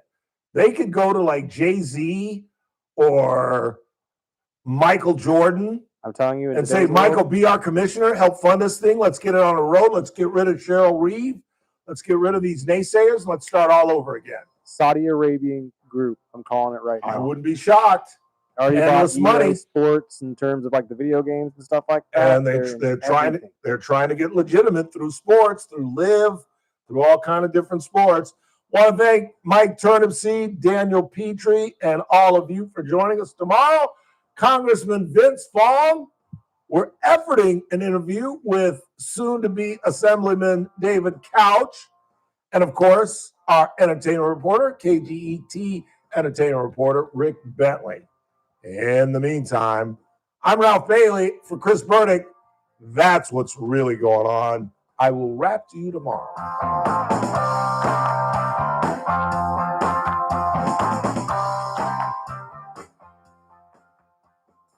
This is AM 1180 KERN Green Acres. This is 96.1 FM Bakersfield. You got to join in on this. You just got to say Eureka. You ready? Yeah, go for it. 3, 2. So, Chris, what is the motto of the great state of California? That'd be Eureka. Eureka! We have found it. And it is Rory.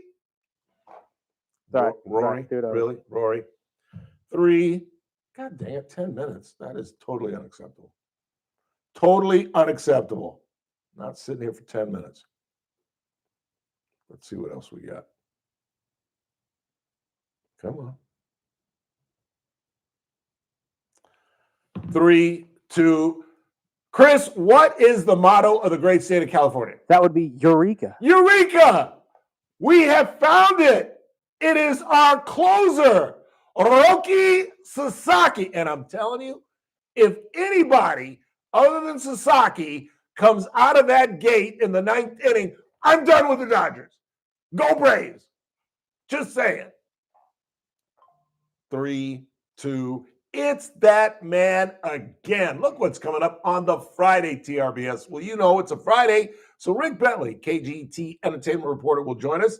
And one of our favorite legislators, Congressman Vince Fong, and we're efforting an interview with Supervisor David Couch. All that and me at 3. It's TRBS, News Talk 96.1 and AM 1180 KERN. I'll see you at 3. A person familiar with the matter says Congress was notified about the designation by Pentagon officials Wednesday. The move comes after the U.S. military last month carried out 3 deadly strikes against alleged drug smuggling boats in the Caribbean. More on these stories at townhall.com. The following is not an actor, but a real-life story from Trinity Debt Management. Every day I speak with people who are worried and are feeling a lot of pressure because of credit card debt. That's why I'm very proud of what we do at Trinity. We just help. We give people the support they need along with a real plan to become debt-free. Credit card bills are consolidated into a single monthly payment that is much less than what they were paying before. Most of our members end up saving thousands and even may improve their credit scores by as much as 200 points. I know from the bottom of my heart that I'm making a difference in the lives of the people we help. It just makes me really happy. If credit card debt has you down, call Trinity at 1-800-990-6976. My name is Julie, and I'm a Trinity counselor. Call me and become debt-free for keeps. 1-800-990-6976. From the KERN Newsroom, your live and local news update on News Talk 96.1 and AM 1180 KERN. I'm Bill Robbins. A man who attacked a Kern County Sheriff's deputy who was attempting to detain him will spend some time behind bars. Juan A. Dupree Sutton has been sentenced to 5 years in prison. 26-year-old Sutton was found guilty of assault and battery on a peace officer. He would have faced a life term if the other charges of attempted murder, grand theft, and vandalism had not been dropped. Sutton was originally pursued by the sheriff's deputy after reportedly stealing an iPhone that a woman had left